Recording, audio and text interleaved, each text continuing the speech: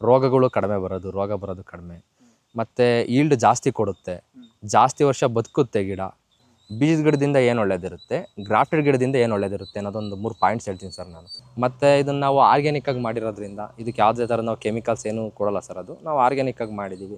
ಯಾರಾದರೂ ಬೇಕು ಅಂದರೆ ಸರ್ ನಮ್ಮದು ಹಾಸನ ಅರಸೀಕೆರೆ ಇದೆ, ಇವೆಲ್ಲೇ ಪ್ಲಾಟ್ ಬರುತ್ತೆ. ಆವಾಗ ನಾನು ಒಂದು 3 ಇಯರ್ಸಿಂದ ಇದನ್ನೆಲ್ಲ ಕಲ್ಟಿವೇಷನ್ ಮಾಡೋದು ನಿಲ್ಲಿಸ್ಬಿಟ್ಟಿದ್ದೀನಿ ಸರ್. ಇದನ್ನೆಲ್ಲ ಈಗ ಸರ್ ಎಲ್ಲರೂ ಅದೇ ಹೇಳೋದು, ಇದು ತಾಂಡೋಗಿ ಹಾಕಿ 1 ವರ್ಷಕ್ಕೆ ಬರುತ್ತೆ, 2 ವರ್ಷಕ್ಕೆ ಬರುತ್ತೆ ಅಂತ ಹೇಳ್ತಾರೆ. ನಾವು ರೈತರು ಏನು ಯೋಚನೆ ಮಾಡೋದು, ಕಮರ್ಷಿಯಲ್ ಈಲ್ಡ್ ನಮಗೆ ಯಾವಾಗ ಬರುತ್ತೆ, ಅದು ಮೇನ್ ಬೇಕಾಗುತ್ತೆ ಸರ್. ಮಾರ್ಕೆಟಿಂಗ್ದು ಬಂದುಬಿಟ್ಟು ತುಂಬ ಜನ ತುಂಬ ಥರ ಹೇಳ್ತಾರೆ, ನಮಗೆ 300 ರೂಪಾಯಿ ಸಿಗುತ್ತೆ, 400 ರೂಪಾಯಿ ಸಿಗುತ್ತೆ ಅಂತ.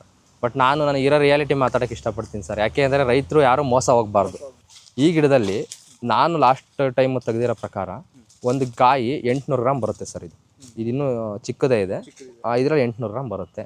ಈ ರೀತಿ ಸರ್ ಗಿಡದ ಮೇಲೆ, ಕಾಯಿ ಮೇಲೆ ಡಿಪೆಂಡ್ ಆಗುತ್ತೆ. ಈ ಗಿಡದಲ್ಲಿರೋ ಫಸಲು ಪ್ರಕಾರ ನಾನು ನೋಡಿದರೆ ಒಂದು 50 kg ಫಸಲು ಬರ್ಬೋದು ಸರ್ ಈ ಗಿಡದಿಂದ. ಇವತ್ತಿನ ದಿವಸದಲ್ಲಿ ಸರ್ ನಾನು ಏನು ಹೇಳ್ತೀನಿ ಅಂತ ಅಂದರೆ, ನಮ್ಮ ಕಡೆ ಇರ್ಬೋದು, ಎಲ್ಲ ಕಡೆ ಇರ್ಬೋದು, ಹೊಲ ಉತ್ತರೆ ಮಾತ್ರ. ಹೊಲ ಉಳ್ಳಿಲ್ಲ, ಕಳೆ ಬೆಳೀತು ಅಂತ ಅಂದರೆ ಸರ್ ಎಲ್ಲ ಏನಿದು ಹೊಲ ಹಿಂಗೆ ಮಾಡ್ಕೊಂಡಾರೆ, ಗಲೀಜಾಗಿ ಇಟ್ಕೊಂಡವ್ರೆ ಹೊಲ. ನಾನೊಂದು ಅಡ್ವೈಸ್ ಏನು ಮಾಡ್ತೀನಿ ಅಂದರೆ, ಹೊಸ್ದಾಗಿ ಬೆಳೆಯೋರಿಗೆ ದುಡ್ಕಿ ಕೈ ಹಾಕ್ಬೇಡಿ ಯಾವುದೇ ಕಾರಣಕ್ಕೂ. ಬನ್ನಿ, ಯಾವ್ದಾದ್ರು 4 ತೋಟ ಸುತ್ತಾಡಿ ನೋಡಿ, ನಮ್ಮ ಸಾಯಿಲ್ ಹೆಂಗಿದೆ, ನಾವು ಮಾಡ್ತಿರೋ ಸಾಯಿಲ್ ಹೆಂಗಿದೆ, ಅವ್ರನ್ನ ಕೇಳಿ ಯಾವ ಸಾಯಿಲಿಗೆ ಸೂಟ್ ಆಗುತ್ತೆ. ಮತ್ತು per plant 500 rupees, 600 rupees, 800 rupees ಹಿಂಗೆ ನರ್ಸರಿಯವರು ಸೇಲ್ ಮಾಡ್ತಿದ್ದಾರೆ. ಅಷ್ಟೊಂದು ಕೊಟ್ಟು ತಂದಾಕಿ ಹೊರ್ತಾಗುತ್ತಾ? ಇನ್ನೊಂದು ಹೇಳ್ತೀನಿ ನೋಡಿ ಸರ್, ನಾನು ಅಷ್ಟು ಸಿಗುತ್ತೆ ಇಷ್ಟು ಸಿಗುತ್ತೆ ಅಂತ ಹೇಳ್ತಿಲ್ಲ. ರೈತರ ತಲೆಯಲ್ಲಿ ಏನು ಮಿನಿಮಮ್ 50 ರೂಪಾಯಿ, 50 ರೂಪಾಯಿಗೆ ಬರೋಲ್ಲ ಸರ್ ನಾನು ಹೇಳ್ತಿರೋದು. ಅಷ್ಟು ಇಟ್ಕೊಂಡು ಮಾಡಿ ಜಾಸ್ತಿ ಸಿಗ್ತಾ ನಮಗೆ ಖುಷಿ ಆಗುತ್ತೆ. ಅದನ್ನೇ ನಾವು ಜಾಸ್ತಿ ತಲೆಯಲ್ಲಿ ಇಟ್ಕೊಂಡು ಮಾಡಿ ಕಡಿಮೆ ಸಿಕ್ತಾಗ ನಮಗೆ ಬೇಜಾರು ಅನಿಸುತ್ತೆ.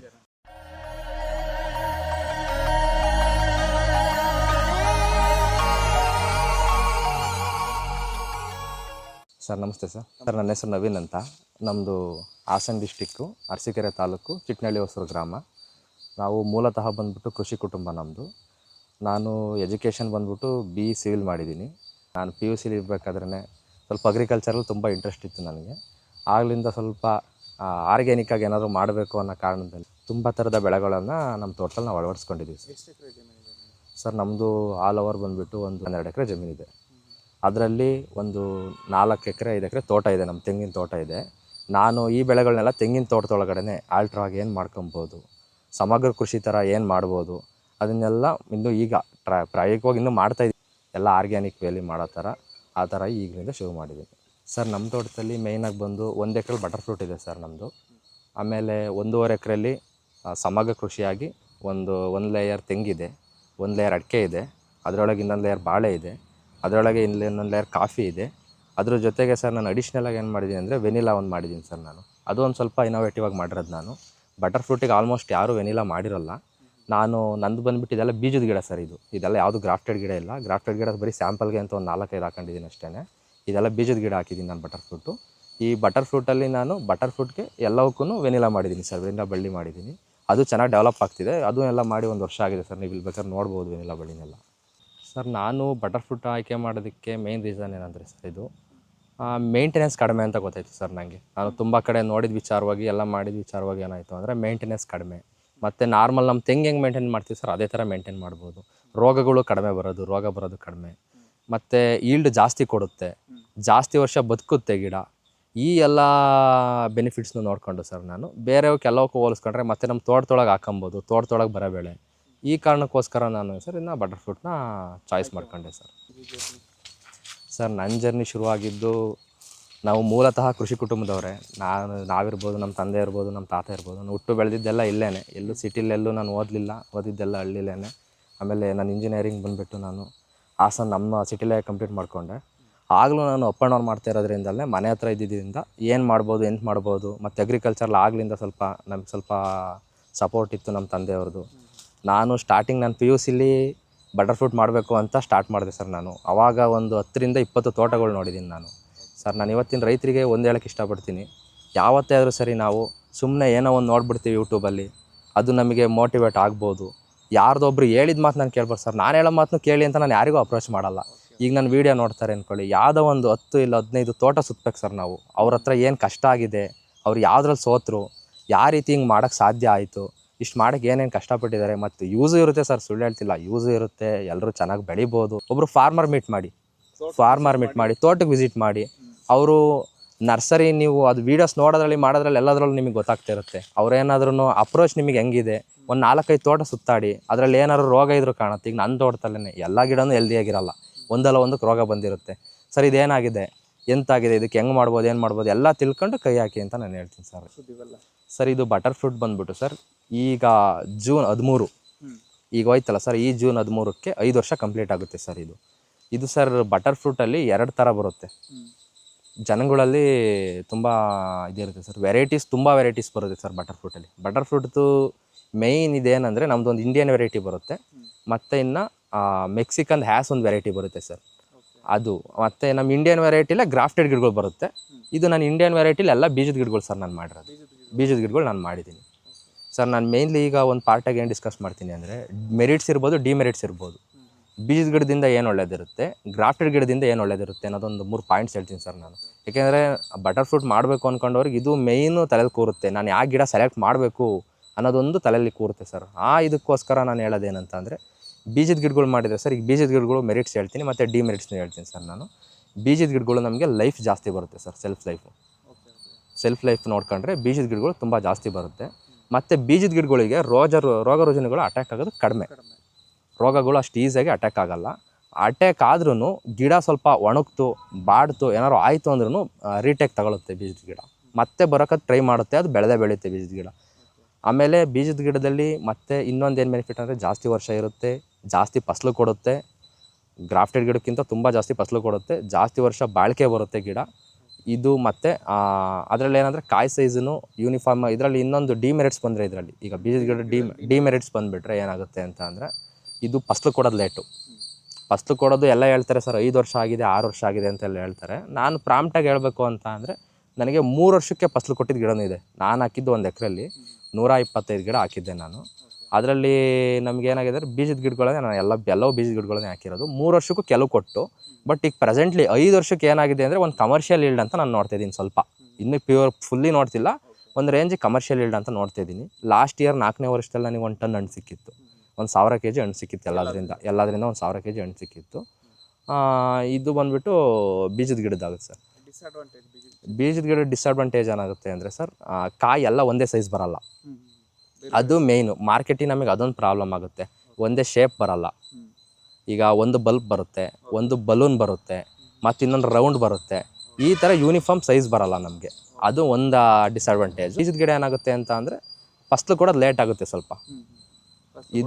ಫಸಲು ಕೊಡೋದು ಲೇಟ್ ಆಗುತ್ತೆ. ಇದು 2 ಡಿಸ್ಅಡ್ವಾಂಟೇಜ್ ಸರ್ ಇದ್ರದ್ದು ಬೀಜದ ಗಿಡದ ಬಂದುಬಿಟ್ಟು. ಗ್ರಾಫ್ಟೆಡ್ ಗಿಡ ಹೇಳಬೇಕು ಅಂದರೆ ಸರ್, ಏನಾಗಿರುತ್ತೆ ಅಂದರೆ, ಗ್ರಾಫ್ಟೆಡ್ ಗಿಡ ಎಲ್ಲ ಯೂನಿಫಾರ್ಮ್ ಒಂದೇ ಥರ ಕಾಯಿ ಕೊಡುತ್ತೆ. ಮತ್ತು ಆಲ್ಮೋಸ್ಟ್ ನಮಗೆ ಸೆಕೆಂಡ್ ಇಯರಿಂದ ಆಲ್ಮೋಸ್ಟ್ 2.5 ವರ್ಷಕ್ಕೆ ನಮಗೆ ಫಸಲು ಸ್ಟಾರ್ಟ್ ಆಗುತ್ತೆ. ಅದು ನಮಗೆ 4ನೇ ವರ್ಷಕ್ಕೆ ಕಮರ್ಷಿಯಲ್ ಈಲ್ಡ್ ಬಂದುಬಿಡುತ್ತೆ. ಅದರಲ್ಲಿ 4ನೇ ವರ್ಷದಿಂದ ಕಮರ್ಷಿಯಲ್ ಈಲ್ಡ್ ಬರುತ್ತೆ. ಮತ್ತು ಬೀಜದ ಗಿಡದಷ್ಟು ಇವು ಬಂದುಬಿಟ್ಟು ಅಡ್ವಾಂಟೇಜ್ ಆಗುತ್ತೆ ಸರ್. ಮತ್ತು ಡಿಸ್ಅಡ್ವಾಂಟೇಜ್ ಏನಂದರೆ, ಗ್ರಾಫ್ಟೆಡ್ ಗಿಡಗಳಿಗೆ ರೋಗ ರುಜಿನಗಳು ಬೇಗ ಅಟ್ಯಾಕ್ ಆಗುತ್ತೆ. ಮತ್ತು ಒಂದು ಸಲ ಏನಾದರೂ ಇದಕ್ಕೆ ಜಾಸ್ತಿ ವಿಲ್ಟಿಂಗ್ ಬರುತ್ತೆ, ಬೇರು ಕೊಳೆಯೋ ರೋಗ ಬರುತ್ತೆ. ಬೀಜದ ಗಿಡಗಳು ಬೇರು ಕೊಳೆಯೋ ರೋಗ ಬಂದರೆ ಸ್ವಲ್ಪ ಇದ್ರೂ ತಡ್ಕೊತವೆ, ಬಟ್ ಗ್ರಾಫ್ಟೆಡ್ ಗಿಡಗಳು ತಡೆಯಲ್ಲ. ಅದು ಒಂದು ಇದ್ರ ಡಿಮೆರಿಟ್ಸ್ ಆಗುತ್ತೆ. ಆಮೇಲೆ ಏನಾಗುತ್ತೆ ಅಂತ ಅಂದರೆ, ಜಾಸ್ತಿ ವರ್ಷ ಲೈಫ್ ಬರಲ್ಲ. ಗಿಡದ ಲೈಫು ಕಡಿಮೆ ಇರುತ್ತೆ, ಮತ್ತು ಫಸಲು ಕಡಿಮೆ ಕೊಡುತ್ತೆ. ಯೂಸ್ ಏನಂದರೆ, ಗ್ರಾಫ್ಟೆಡ್ ಗಿಡದ ಬೆನಿಫಿಟ್ ಏನಾಗುತ್ತೆ ಅಂತಂದರೆ, ಬೇಗ ಫಸಲು ಕೊಡುತ್ತೆ, ಒಂದೇ ಥರ ಇರುತ್ತೆ. ಅದೇ ಹೌದು ಸರ್, ಹೌದು. ಒಂದೇ ಮರದಲ್ಲಿ ಮಾಡಿರೋದ್ರಿಂದ ಯೂನಿಫಾರ್ಮ್ ಶೇಪ್ ಬರುತ್ತೆ, ಯೂನಿಫಾರ್ಮ್ ಸೈಜ್ ಬರುತ್ತೆ, ಒಂದೇ ಥರ ಕಾಯಿ ಇರುತ್ತೆ. ಆವಾಗ ನಮಗೆ ಮಾರ್ಕೆಟಿಂಗ್ ಸ್ವಲ್ಪ ಯೂಸ್ ಆಗುತ್ತೆ. ಹೌದು. ಮತ್ತೇನಂದರೆ, ರೋಗಗಳು ಹಂಗೆ ಸ್ವಲ್ಪ ಜಾಸ್ತಿ ಇರುತ್ತೆ. ಇದಕ್ಕೆ ಕಂಪೇರ್ ಮಾಡಿದರೆ ತುಂಬ ರೋಗ ಬರುತ್ತೆ ಅಂತ ಹೇಳಿದ್ರೆ, ಬೀಜದ ಗಿಡ ಕಂಪೇರ್ ಮಾಡಿದ್ರೆ ರೋಗಗಳು ಬರುತ್ತೆ. ಯಾಕೆಂದ್ರೆ ನಾನು ಸ್ಯಾಂಪಲಿಗೆ ಒಂದು 5-6 ಗಿಡ ಹಾಕೊಂಡಿದ್ದೀನಿ, ಅದ್ರ ಬೇಸಿಸ್ ಮೇಲೆ ಹೇಳೋದು ನಾನು. ಹಂಗಾಗಿ ನನ್ನ ಅನುಭವದ ಹೇಳ್ತಿದ್ದೀನಿ ಸರ್, ಅಷ್ಟೇ. ಸರ್ ನಾವು ಗೊಬ್ಬರ ಬಂದುಬಿಟ್ಟು ಇದು ಪ್ಯೂರ್ಲಿ ಆರ್ಗ್ಯಾನಿಕಾಗಿ ಮಾಡ್ತಿರೋದು ನಾನು ಆಗ್ತಾಗ್ಲಿಂದ. ವರ್ಷದಲ್ಲಿ ಸರ್ 2 ಬಾರಿ ಗೊಬ್ಬರ ಕೊಡ್ತೀವಿ ನಾವು. ಮಳೆ ಸ್ಟಾರ್ಟ್ ಆದಾಗ ಸ್ಟಾರ್ಟಿಂಗ್ ಟೈಮಲ್ಲಿ ಒಂದ್ಸಲ ಗೊಬ್ಬರ ಕೊಡ್ತೀವಿ. ಅದಾದಮೇಲೆ ಮಳೆ ಎಂಡ್ ಆಗ್ತಾ ಬರುತ್ತಲ್ಲ, ಸೋನೆ ಮಳೆ ಬರುತ್ತಲ್ಲ, ಆ ಟೈಮಲ್ಲಿ ಒಂದ್ಸಲ ಗೊಬ್ಬರ ಕೊಡ್ತೀವಿ ಸರ್. ನಾವು ಗೊಬ್ಬರ ಬಂದುಬಿಟ್ಟು ದನಿನ ಗೊಬ್ಬರ ಯೂಸ್ ಮಾಡ್ತೀವಿ ಸರ್. ನಮ್ಮಲ್ಲೇ ಒಂದು 5 ಹಸುಗಳಿದೆ, ಆ ಹಸಿಂದು ಗೊಬ್ಬರ ಯೂಸ್ ಮಾಡ್ಕೊತೀವಿ. ಅದ್ರ ಜೊತೆಗೆ ಇಲ್ಲಿ ಅಕ್ಕಪಕ್ಕ ಕುರಿ ಗೊಬ್ಬರನ ನಾವು ಕೊಂಡ್ಕೊತೀವಿ, ಕುರಿ ಗೊಬ್ಬರ ತೊಗೊಂಡು ಹಾಕ್ತೀವಿ. ಪ್ಲಸ್ ಅದ್ರ ಜೊತೆಗೆ ಬೇವಿನ ಹಿಂಡಿ, ಟ್ರೈಕೋಡರ್ಮ, ಸೂಡೋಮೋನಾಸ್ ಇದನ್ನೆಲ್ಲ ಮಿಕ್ಸಪ್ ಮಾಡಿಬಿಟ್ಟು ಕಲ್ಚರ್ ರೆಡಿ ಮಾಡಿ 1 ವಾರ ಅದನ್ನು ನೆರಳಲ್ಲಿ ಇಟ್ಬಿಟ್ಟು ಅದಕ್ಕೆ ಸ್ವಲ್ಪ ಅದರಲ್ಲಿ ಏನದು ಇದು ಬರುತ್ತೆ ಸರ್, ಮೈಕ್ರೋ ಆರ್ಗಾನಿಸಮ್ ಬರುತ್ತಲ್ಲ ಸರ್, ಅದೆಲ್ಲ ಡೆವಲಪ್ ಆಗಿದ್ಮೇಲೆ ಎಲ್ಲ ಗಿಡಕ್ಕೂ ಸಪ್ಲೈ ಮಾಡ್ಕೊಂಡು ಕೊಡಿಸ್ತೀನಿ ಸರ್ ನಾನು. ಆ ರೀತಿ ಗೊಬ್ಬರದ ನಿರ್ವಹಣೆ ಮಾಡ್ತೀವಿ ಸರ್. ಇದಕ್ಕೆ ರೋಗ ಅಂತಂದರೆ ಸರ್ ಮೇಯ್ನ್ ವಿಲ್ಟಿಂಗ್ ಬರುತ್ತೆ ಸರ್ ಇದಕ್ಕೆ. ಆ ಮೇಯ್ನು ವಿಲ್ಟಿಂಗ್ ಬಂದುಬಿಟ್ಟು ಬೇರು ಕೊಳೆಯುತ್ತೆ ಸರ್. ಅದು ಎಕ್ಸಸ್ ಆಫ್ ವಾಟರ್ ಜಾಸ್ತಿ ಆದರೆ ಆ ಥರ ಬರೋ ಚಾನ್ಸಸ್ ಇರುತ್ತೆ. ಅದು ಒಂದು ಬೇರು ಕೊಳೆಯೋ ರೋಗ ಒಂದು ಬರುತ್ತೆ ಸರ್. ಇನ್ನು ಬಂದುಬಿಟ್ಟು ಸ್ಟೆಮ್ ಬೋರರ್ಸ್ ಬರುತ್ತೆ ಸರ್. ಸರ್ ನಿಮಗೆ ಇಲ್ಲಿ ಕಾಣುತ್ತೆ ನೋಡಿ ಸರ್, ಇದರಲ್ಲಿ ಈ ಸ್ಟೆಮ್ಸ್ ಕಾಣುತ್ತಲ್ಲ, ಈ ಸ್ಟೆಮ್ಸಲ್ಲಿ ಇಲ್ಲೆಲ್ಲಾದರೂ ಕೊರೆದು ಬಿಟ್ಟಿರುತ್ತೆ ಸರ್. ಇಲ್ಲೆಲ್ಲ ಈ ಥರ ಹೋಲ್ ಮಾಡೋದು, ಈ ಥರ ಕೊರೆಯೋದು, ಆ ಥರ ಮಾಡಿರುತ್ತೆ ಸರ್. ಇದೇನು ಗಿಡ ಸಾಯೋ ಥರ ಆರೆಂಜಿಗೆಲ್ಲ ಏನು ಪ್ರಾಬ್ಲಮ್ ಆಗೋಲ್ಲ, ಬಟ್ ಗಿಡ ವೀಕ್ ಆಗುತ್ತೆ ಸರ್ ಸ್ಟೆಮ್ ಬೋರರಿಂದ.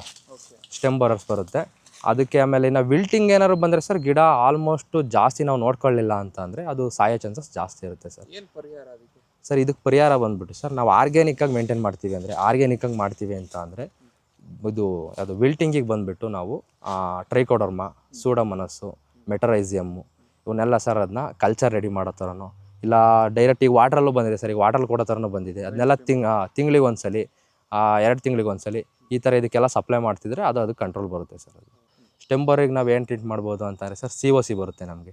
ಮೈಲ್ತುತ್ತು ಸುಣ್ಣ ತಂದು ನಾವೇ ರೆಡಿ ಮಾಡ್ಕೊಳ್ಳೋದಾದ್ರೂ ಓಕೆ, ಇಲ್ಲ ರೆಡಿ COC ಸಿಕ್ಕಿದ್ರೆ ಅದು ಪ್ಲಸ್ ಸುಣ್ಣ ಇದೆರಡನ್ನೂ ಮಿಕ್ಸ್ ಮಾಡ್ಕೊಂಡು ಸರ್, ನಾವು ಮಾಮೂಲಿ ಪೇಂಟ್ ಮಾಡ್ತೀವಲ್ಲ ಅದಕ್ಕೆ ಬರೋ ಥರ ಮಿಕ್ಸ್ ಮಾಡ್ಕೊಂಡು ನಮಗೆ ಎಡ್ಕೋವರೆಗೂ ಒಂದು 5 ಅಡಿ ರೇಂಜ್ವರೆಗೂ ಅದನ್ನ ಮೇಲಿಂದ ಕೆಳಗಡೆ ಪೇಂಟ್ ಮಾಡಿಬಿಟ್ರೆ ಅದರಿಂದ ನಾವು ಇದು ಸ್ಟೆಮ್ ಬೋರರ್ನು ತಡಿಬೋದು ಸರ್. ಇವೆಲ್ಲ ಪ್ರಿವೆಂಟಿವ್ ಆಗಿ ಮಾಡ್ಕೊಬೇಕು. ಟ್ರೈಕೋಡರ್ಮ, ಸೂಡೋಮೋನಾಸ್ ಅಷ್ಟೇ ಸರ್. ಬಂದಮೇಲೆ ಹಾಕಿದರೆ ಅದು ಗಿಡ ಕ್ಯೂರ್ ಆಗಲ್ಲ.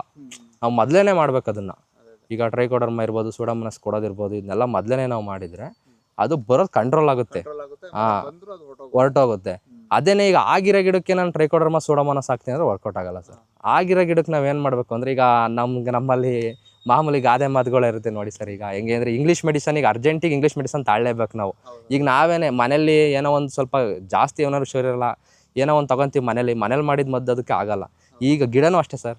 ಏನಾದರೂ ಜಾಸ್ತಿ ಆ ಥರ ಎಲ್ಲ ಪ್ರಾಬ್ಲಮ್ ಆಯಿತು ಅಂದರೆ ನಾವು ಸ್ವಲ್ಪ ಇಂಗ್ಲೀಷ್ ಮೆಡಿಸನ್ ಥರನೇ ಈಗ ಕೆಮಿಕಲ್ ಸ್ವಲ್ಪ ಕೊಡಬೇಕಾಗುತ್ತೆ. ಕೆಮಿಕಲ್ ಅಂದರೆ ಗೊಬ್ಬರ ಅಲ್ಲ, ಆ ಸ್ಟೆಮ್ ಬೋರರ್ಗೆ ಒಂದು ಯಾವ್ದಾದ್ರು ಇನ್ಸೆಕ್ಟಿಸೈಡು, ಕ್ಲೋರೋಪೆರಿಪಾಸ್ ಅಂತ ಒಂದು ಬರುತ್ತೆ. ಆ ಕ್ಲೋರೋಪೆರಿಪಾಸ್ನ ಸ್ವಲ್ಪ ಇಂಜೆಕ್ಟ್ ಮಾಡಬೇಕಾಗುತ್ತೆ ಸರ್. ಅದು ಯಾವ ಜಾಗದಲ್ಲಿ ಆಗಿದೆ ಆ ಜಾಗಕ್ಕೆ ಇಂಜೆಕ್ಟ್ ಮಾಡಿದರೆ ಆ ಸ್ಟೆಮ್ ಬೋರರ್ದು ಅದು ಕಂಟ್ರೋಲಿಗೆ ಬರುತ್ತೆ. ಅದು ಬಂದಮೇಲೆ ಅದಾದಮೇಲೆ ವಿಲ್ಟಿಂಗ್ ಬಂದಿತ್ತು ಅಂದರೆ ಕೆಮಿಕಲ್ ನಾವು ಏನಾದ್ರು ಟ್ರೀಟ್ ಮಾಡ್ತೀವಿ ಅಂತಂದರೆ ಮೆಟಲಾಕ್ಸಿಲ್ ಅಂತ ಒಂದು ಬರುತ್ತೆ ಸರ್.